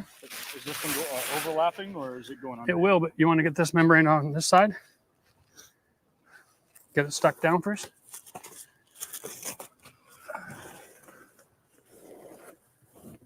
There you go. Watch your end over there. Yeah, that's fine. There we go. Okay. Now, you don't have to worry about it too much. When we put the roof on, adding the shingles is going to nail everything together. Oh. So you just want to take that off, lay it over. You're good to go. I guess I got to go get a bundle of shingles. All right. 1 second. And it's down here. Oy.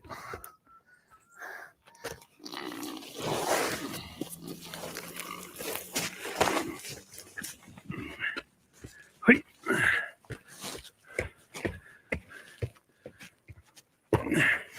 Oy. Ah. All right. Okay, set it on a safe spot. That's probably going to be in the way, to be honest with you. Throw a couple more feet over. And then I'm going to grab my hammer, wherever that is. Oh yeah, you don't have your hammer either. Okay, there we go. I'm also going to grab my roofing blades. Right now? Maybe after. Appreciate that. Yeah. So we have a Corona offer from the neighbor. It's very kind. Let's get rid of that. Okay. Okay. Open up the muddle. The box of nails is right there. Box of nails is there. Yes, sir. And this side.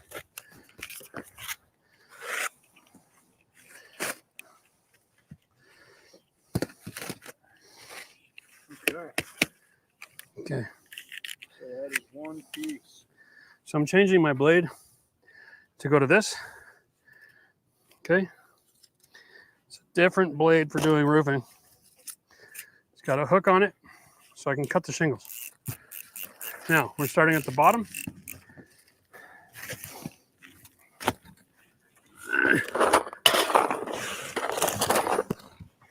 Okay, now the first thing we want to do.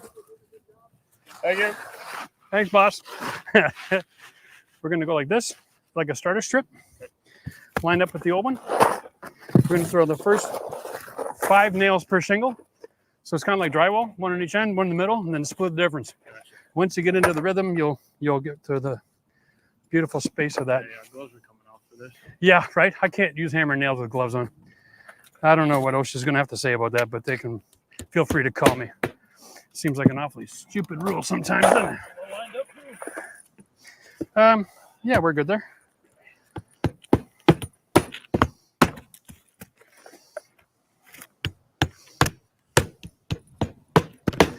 All right. Just gonna. Did you want another starter strip for the top there, or do we just go with? Oh, we'll get that when we get there because we're gonna be cutting thirds and stuff. So, Okay, so one across. now we're gonna go one across. Okay. Now, the way we do this is we're gonna come like this. Okay. Somewhere obvious, like that. All right. Yeah, I like that. Okay. Let's nail that in. And how do we nail it? Just on the top here? Or? In through the middle. The middle of this is actually it's a dark strip, and that's your nailing surface. Okay. Now, if you don't want to hurt yourself nailing, hold your nail like this. Fleshy part of your fingers up. Okay, because you can hit that. You hit the backside, it's all knuckles, and it hurts like bejeebers. Try not to penetrate too hard because it's an uneven surface. Okay. And dents like that will cause us issues down the road if we have too many of them. Now we're going to take out our hook, set the hook, just follow that existing line, trimmed. Okay. Now this is something that I can use, not here. This isn't going to work, but a little later. Okay. Now,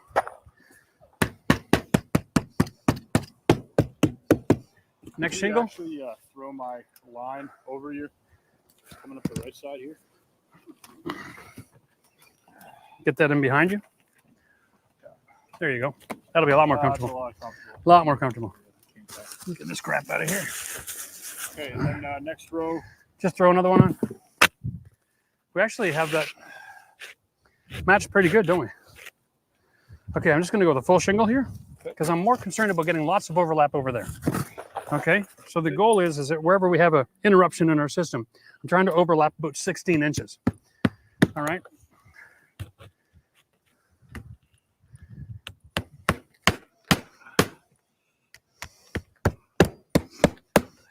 Okay. And we are not roofers. This is not our speed. That's okay. Now we're going to overhang again. I'm going to go. That's going to be an issue for me, right? So let's go there again. And then we're going to add one that's about a half a shingle, okay? I need a couple more nails. Sorry. Thank you, sir. You're welcome. All right. Same thing.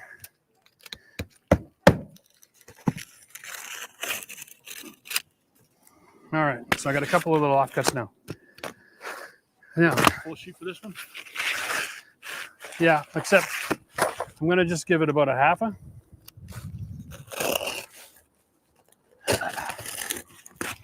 This hook makes all the difference in the world. Throw that one butt edge to butt edge, and then just nail it in place. Perfect. And throw me another one and I'll start the next row as soon as you get that first nail down. Well, I just gotta, there you go. Okay, beautiful. This actually goes on pretty quick, doesn't it? Yeah, I think we're doing it really slow right now. The thing with the architectural shingle is you'll see the nailing strip, and then there's this detail right here. This is the line that this edge wants to come to meet up. And as long as you get that lined up properly, it looks really good from the ground.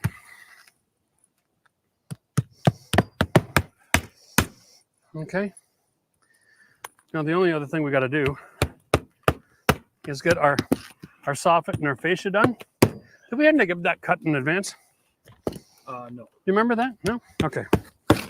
So here we go. Here's another chance to do another layer. Now, this is my starting cap. I'm going to come right over to the front edge of this run. You're going to throw me a couple of nails here for this? Thank you, sir. There we are. You know, if I was wearing my pouch, it'd make a lot more sense in this scenario, wouldn't it? So now my starter strip is capped over. That's watertight. You want to cut another piece that goes right up to the mushroom vent over there. Okay. If you want to jump up on the ladder here with us, you probably could. There's enough room. We're definitely rated for it. Need to adjust my ladder. Yeah, sure. All right. Right up to the vent. Right up to the vent. I'll take Now, it what you up. want to do is you want to measure it. So it's like doing flooring. So turn it around backwards. Oh, yeah. Okay. And then that's your line. Cut it about a 1/4 inch shy. And then just lift it up and finish it. You don't want to wreck the rest of the good shingle. Okay. Yeah, break that, peel it, whatever you got to do. It's really thick. The architectural shingle is really thick on the one half. That's why the hook is so important. You might want to... I'm bushing this, aren't I? A little bit. That's okay. You're just getting used to it. All right. Yeah, then you turn it around and you go butt end. There you go. There you go, Joe. There we go. There you go. Hold on, Matty.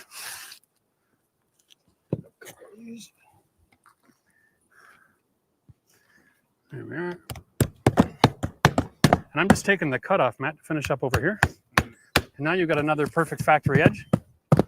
And you just do the same thing with the next shingle.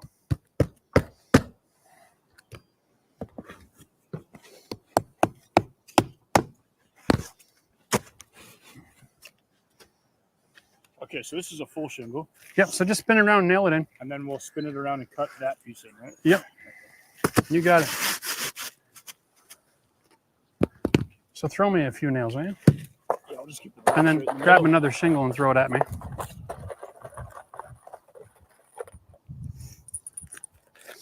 And then I'll finish off this. Any chance you can use one of these over there now? Does that work? You can use it. Just trim it down.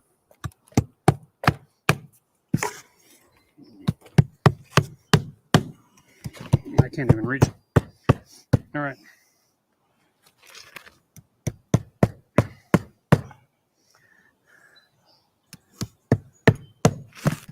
Okay. We're almost there.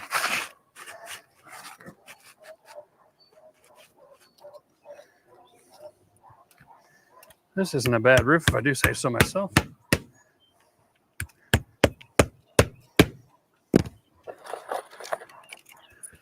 You know what, Matt? I think I even might have got the color right. I think you did. Like there was 4 different brown on browns at the Home Depot. I'm like, well, I just kind of went with my gut. Besides, it's only a temporary patch on the back side of the house. Who really cares? But if you need to, you know, you could always do your project like this and then just steal a shingle. Just take a piece of red cap off and then go shopping and match up your color scheme. All right, here we go. In advance. That probably would have been a smart move. Okay, so now you got to do flip it around, cut one to fit. And then we're going to do one more shingle and then a bunch of ridge pieces. Lord. Here we go. And again, just cut it a 1/4 inch shy and don't worry about it. Is that the vent flange is with the water diversion over there. Gotta be Just you can hold it on the other side of the blade with your left hand on the left side of the cutting blade, right? Yeah. You don't need to cross your hands over.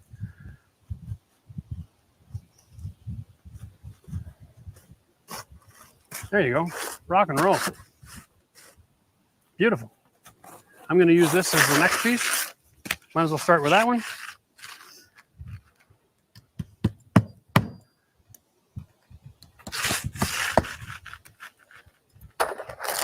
Yeah, sorry, bud. There you go.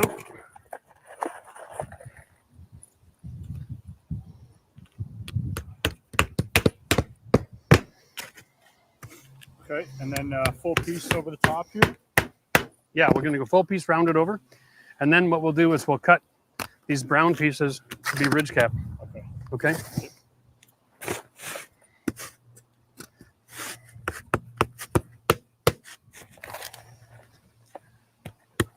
You got it.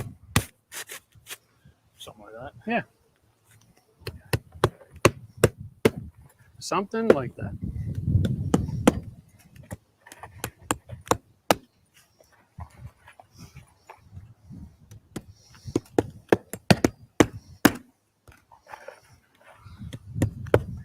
This is a patch that's got to hold for 2 years, Matt. And probably would get about 8 or 10 without even really thinking about it. At the end of the day, you just want to think about water diversion. All your gaps should be covered by your next shingle so that you have an overlap. So you're never running water 2 shingles the same like this, because then this gap up here will open up and water gets underneath. So as long as you're overlapping, you're fine. All right. And are you good over there? For what? Throw that on there, cover up that gray spot. Oh. Might as well. Okay. Yeah.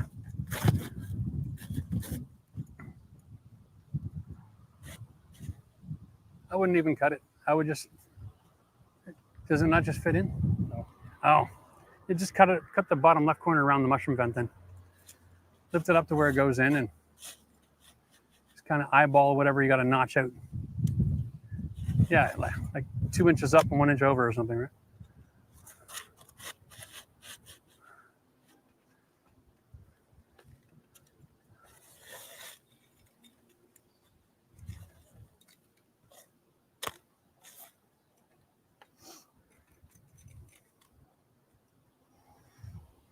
Now, those blades don't last very long. Have you noticed? It's doing okay. Once they get gunked up, they get dull pretty quick. So if it's giving you any trouble, it's a break off. You can just go to the next one. Sweet. And whenever you're putting on a small piece, you always want at least 2 nails. Right? And then one in the top, middle, and the back side. This is it. Everybody uses an extra nail on a small piece. Didn't you just say to do that? No, I just said 2. That's all right. I'm pretty sure you said more than 2. Really? Yeah. Well, it is I could be wrong, but what you heard is what you heard, man. I can't be responsible for my lips today. My brain is fried. All right, grab me a shingle, and I'll show you about the and my knife, and we'll make some caps here. All right. Now, in the real world, you can go out and buy the next piece. Okay, the next piece goes like this to the other side over here. What happened to my knife? Okay. All right, and so what we're going to do is we're going to run, you can see that down there, that ridge cap goes to about here, right? To about here. So I'm going to do that and about this. And I'm going to go slice this bad boy over. Okay? And I'm going to make a whole series of these. The same size. All right. So now what we're going to do is we got to fake it.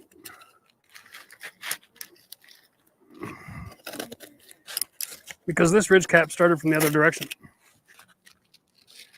So we're going to use this to finish. Yep. So we're going to go like this, Matt. Okay, starting down there. Okay. Line up with the existing. Oh, actually, wait 1 second. Can I get that back here? I got to get a template. I almost forgot my template. I've already trimmed it. That way I'm making them somewhat consistent. One. Now give me like probably 2, maybe 3 more shingles. And I'm going to just do this template business. I'm going to make a whole bunch of these.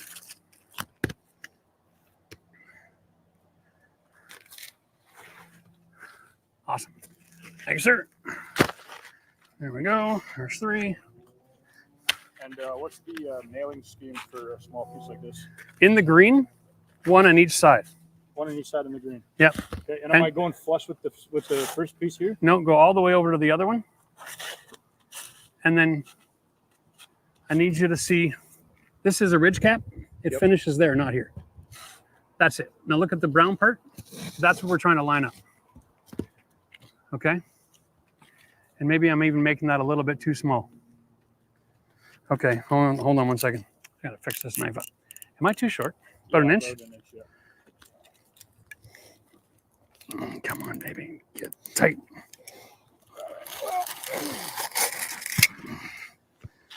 All right. Use that one instead then. There's a couple there. Give this a shot. So, green down the middle, end of the ridge cap. Yes, sir. And line it up on both sides, right? Like that? Yeah. But then I gotta have the 2 pieces here right in the line, so I gotta go over it. Right? Well, yeah, that would be ideal. Okay. Good point. This is my first time doing any kind of roofing, so Yes, sir, really. I got tons of questions. Bring them on.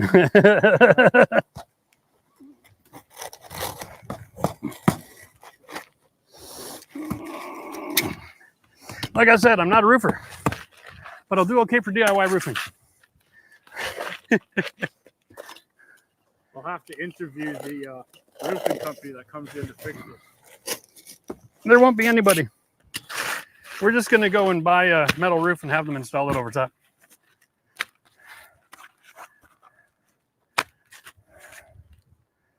All right.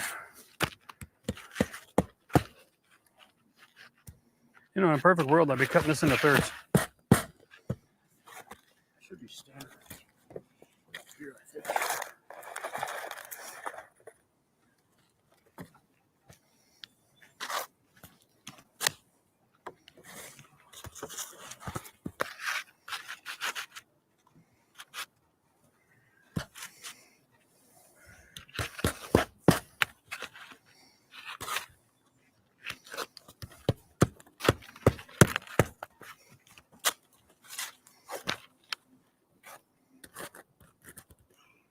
Well, that one's a little bigger, isn't it? Mm-hmm. Can I use it? Oh, yeah. Yeah. Just make it look pretty from the street. Don't worry about the backside. It definitely works. From the street, huh? As pretty as we can from the street. The only way to reintegrate this ridge cap would be to buy the actual ridge cap pieces and take the entire thing off because they started at the other end. Yeah. That's the only way to make this perfect. Not today. So perfect can't be our goal. That's unfair to ourselves at this point. Exactly. Okay, that's a small one. Oh, is it? Huh.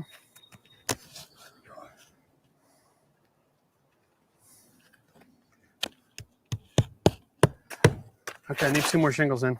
Okay.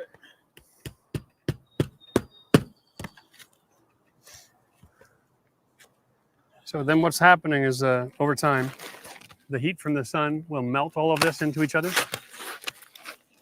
And then we won't have a problem with what you see now where it looks like it's kind of like not adhered very well. That's a very temporary condition.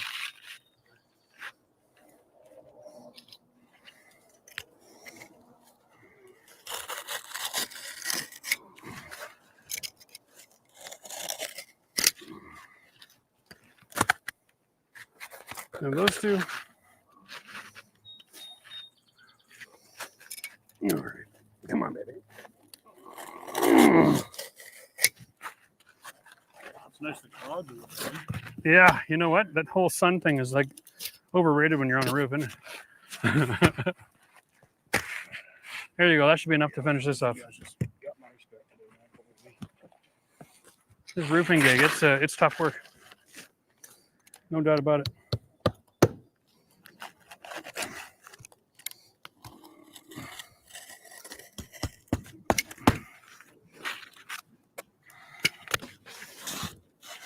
These are all small.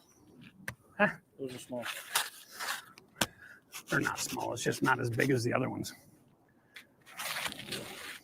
You want me to know that? Yeah, it's fine.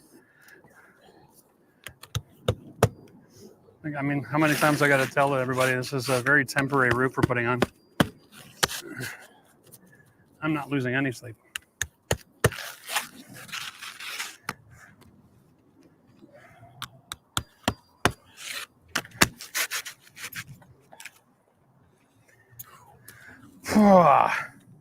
Besides, we got lots of work left to do and only 45 minutes to do it. So there we go. Last one. Give or take.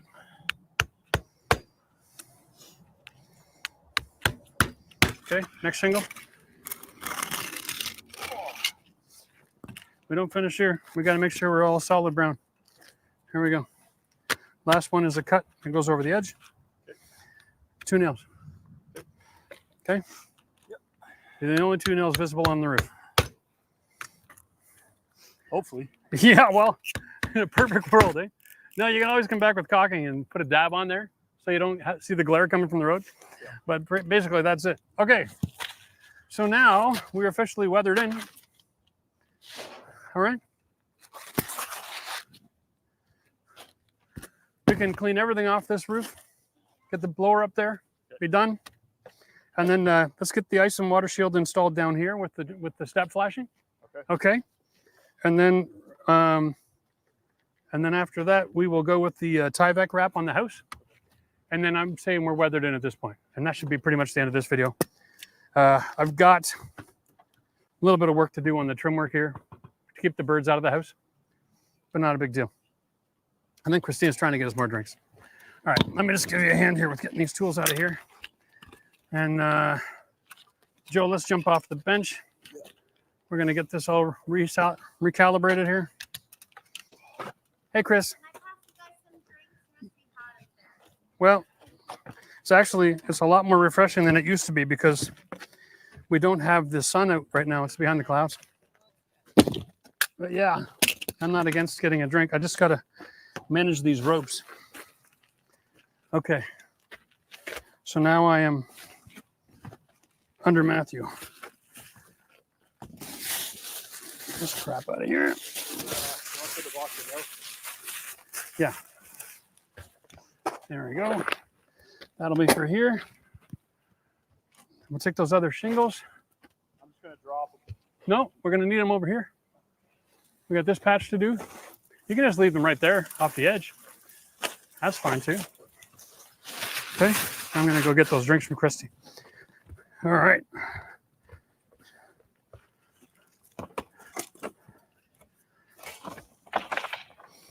All right. Yeah, thank you. Oh, a shorter can. I know, that's all we got left. Can you pass this to Matt? Sure. Thanks. Hey, Matt. Yeah. Gift from your sister. Oh, sorry. All right, Joe, what do you want to have, buddy? I got bubblies. I don't speak French, so I'm going to guess the color is what the color is. Or are you going to have the clear? I'll have to do, yeah. All right. Thank you. Matt. Purple. All right. Beautiful.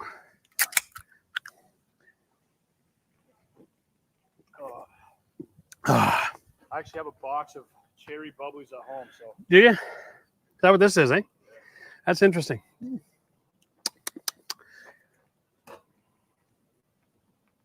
Ugh. All right. Some garbage here. You can hold that for me. Yeah. I'm going to pass you up the blower, I think. Sure. And you can just walk the roof and blow it all off on this side.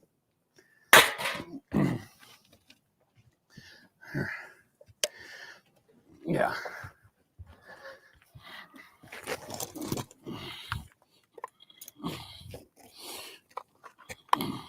I'm not doing so well being a beverage cart at the same time, am I?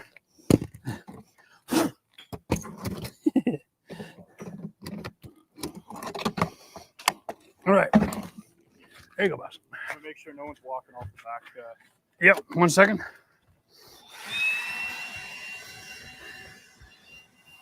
Okay, go ahead.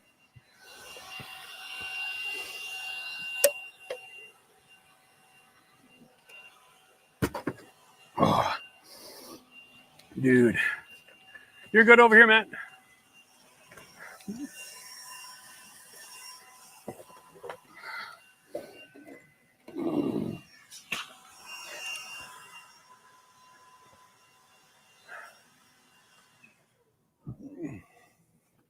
You good?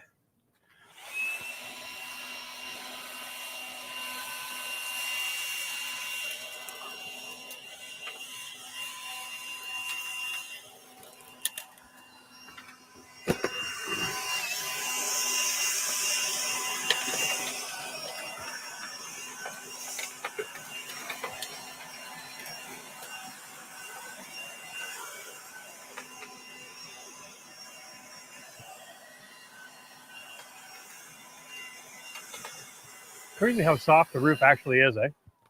When you're walking around, there's so much deflection. It's just crazy. I know. Am I gonna break through? Nah, but they're every 2 feet, right? It's like it's 7/16 plywood. It's just crazy. Send that back to you. Yeah. And I'm gonna hop down. Yep. And then we can get rid of this thing.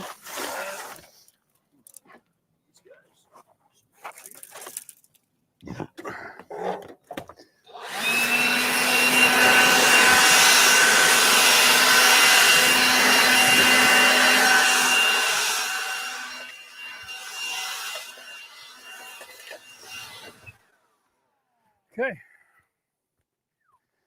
Here we are. Next Let's step. lose the bench to the other side. Yeah. There we go. Oh my goodness. Okay. All right. Let's get this.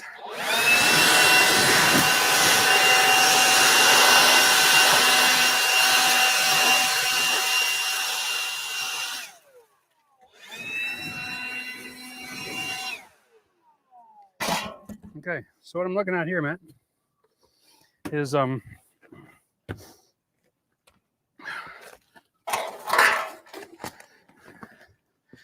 need hammers, we got the nails, we need the knife, and that's about it. Right? So the interesting thing here is that we want to get the step flashing tied into this, right up to the very peak and in behind. So maybe you can just kind of bend this piece back open up as well so we can get everything in behind and see it all okay? Okay. All right? I just need to grab my gloves. Yeah. And I'll throw your hammer to your side. And I'm just going to measure off a good piece of this. And then we're going to do the same thing as we did up top. Look at this guy. He's sitting on the bench. Take advantage of what you get, Wow. man. He's got the easiest job in the world, eh? Well, I don't know about the easiest job on this roof.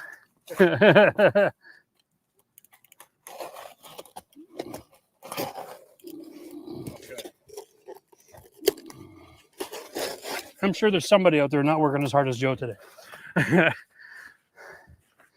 All the way to the left. Oh yeah, and you wanted me to peel this back. Yeah. Well, not destroy it. Just to be able to open up. I'll be able to get, yeah, something like that. See this? Yeah, that's what I'm looking for, right there. Now that flashing stays. Going over it. Take that asphalt out, but that flashing stays. Okay.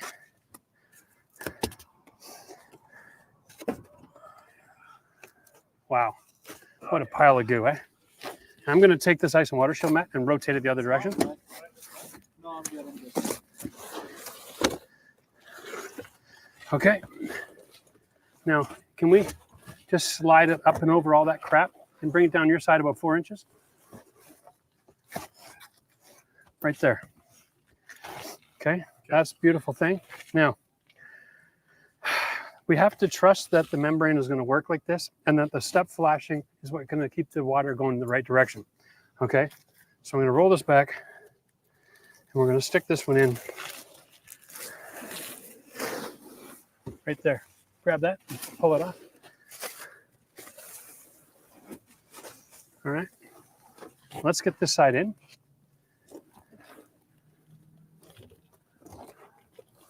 Just lift it up over into position. Okay, My way a bit. nice and gentle. You good there? Go back your way a bit now. Perfect. Okay.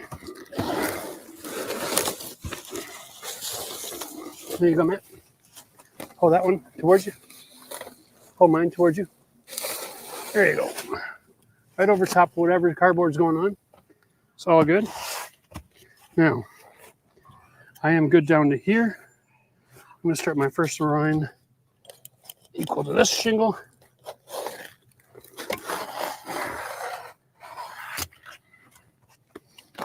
And then, yeah, I'm good there. You want to throw a couple of nails in just to secure it.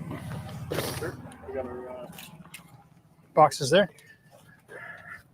And then we're going to do another piece here, but just a lot shorter.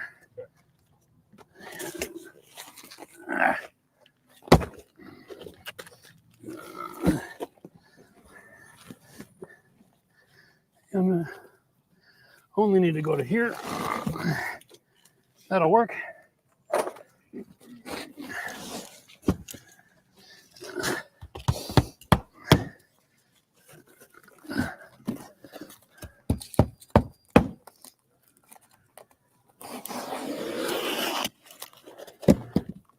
Okay.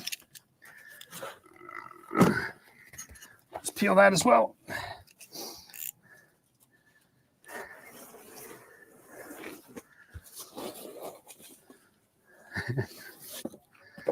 Okay. And 2-inch overlap. Okay. That's nice. All right.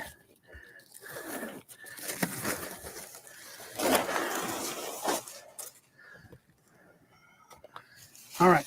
A couple nails in that one.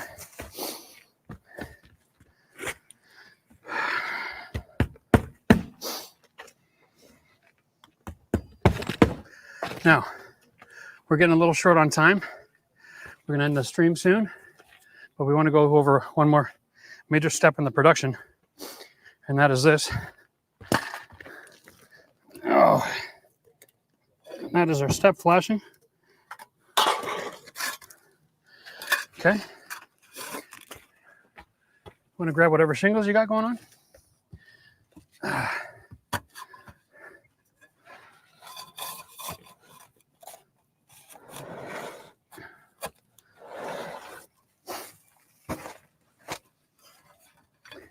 Now, the key here, throw me a few nails for me, will you? And then I'm ready to roll. Thank you, sir. The key here, guys, is to follow this system. You know how your roof is built. This corner here, the first 1.5 inches is a truss.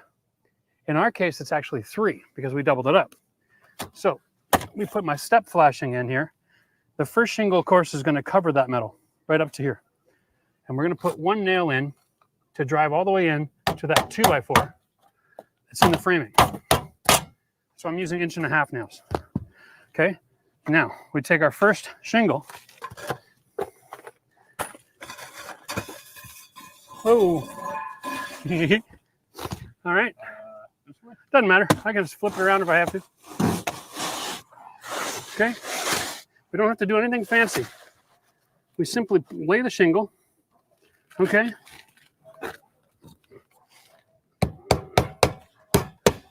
And if you want to cut me one that's like 1/2 or 3/4 or something, here you go. Cut 1 in half and We can just go full and half for all that matters. All right. At this point, line up my edge here. 5 nails a run. Okay.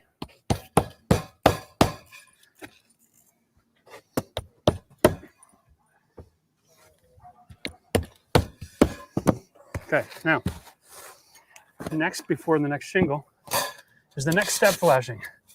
Now, you see, this is where the shingle ends. We'll put the step flashing about 1 inch back. I'm going to put it in nice and tight here and drive that into that original 2x4. Okay, This is so just to further the water diversion process. this is it. So water travels shingle to cover the nail by covering up to here. Mhm. This covers this shingle, which covers that flashing and covers that flashing. Everything is layered. Water can't possibly get underneath there. And that's the whole system. Cool. All right. So you actually cut me 2 of them in half. I was just saving myself time. They come back to back. I love it. Saving yourself time. All right. So throw 3 nails in that one. Oh.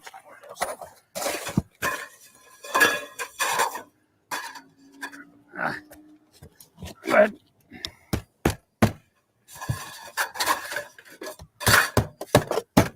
Oh, okay. Full shingle there. And now that full shingle will cover. Just watch your boot here because you're there you go. Yeah, it looks dangerous. Full shingle from this line all the way over. Okay, and that'll cover up the ice and water shield gap. Okay, and there we go. Beautiful. And can you get that box of nails down here for us again? Is it just me or is this steeper than the other roof line, isn't it? It could be. That other roof line is a lot flatter. And then we go, next step, of course, is the next flashing.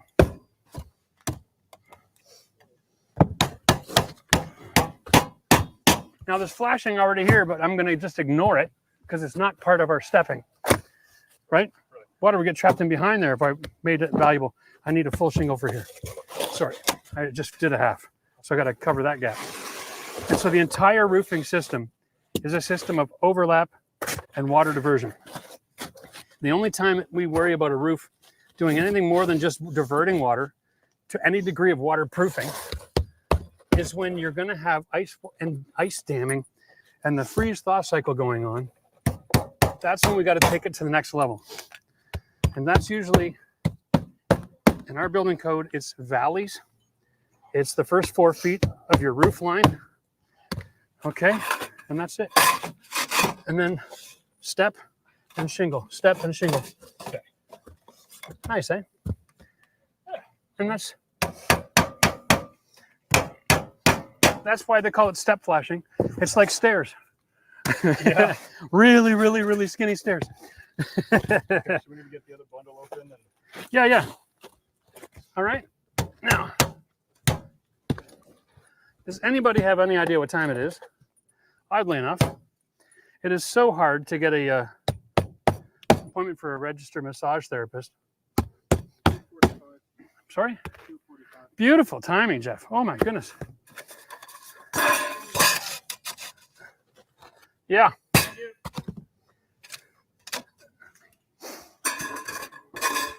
All right. Oh, you see that, Matt? I came unprepared today. What happened? I'm short a couple pieces of flashing. Oh no. Yeah. Hold on. Did you push it nice and tight into that corner, right? There you go.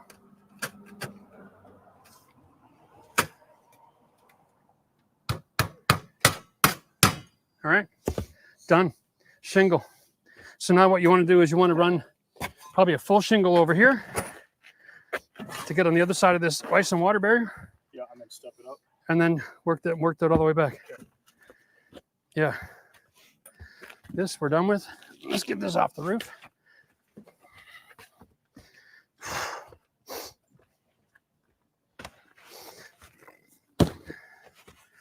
Well, it doesn't look like we're going to get a chance to rip apart the rest of the chimney on camera today. Thank God. Yeah, right, eh? Yeah. You're not crying, are you? No. All right. Well, I think considering that I got to run to the store to buy more step flashing, it's probably a good time to sign off. Guys, thanks for joining us today. And if you appreciate this kind of information, let us know in the comment section, okay? We will be putting out a community post and letting you guys know about the next little schedule for more of these live shows.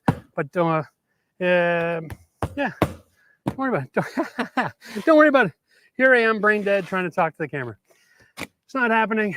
Thanks for joining us. You all have a great 4th of July, and we will see you in the next live stream. Cheers.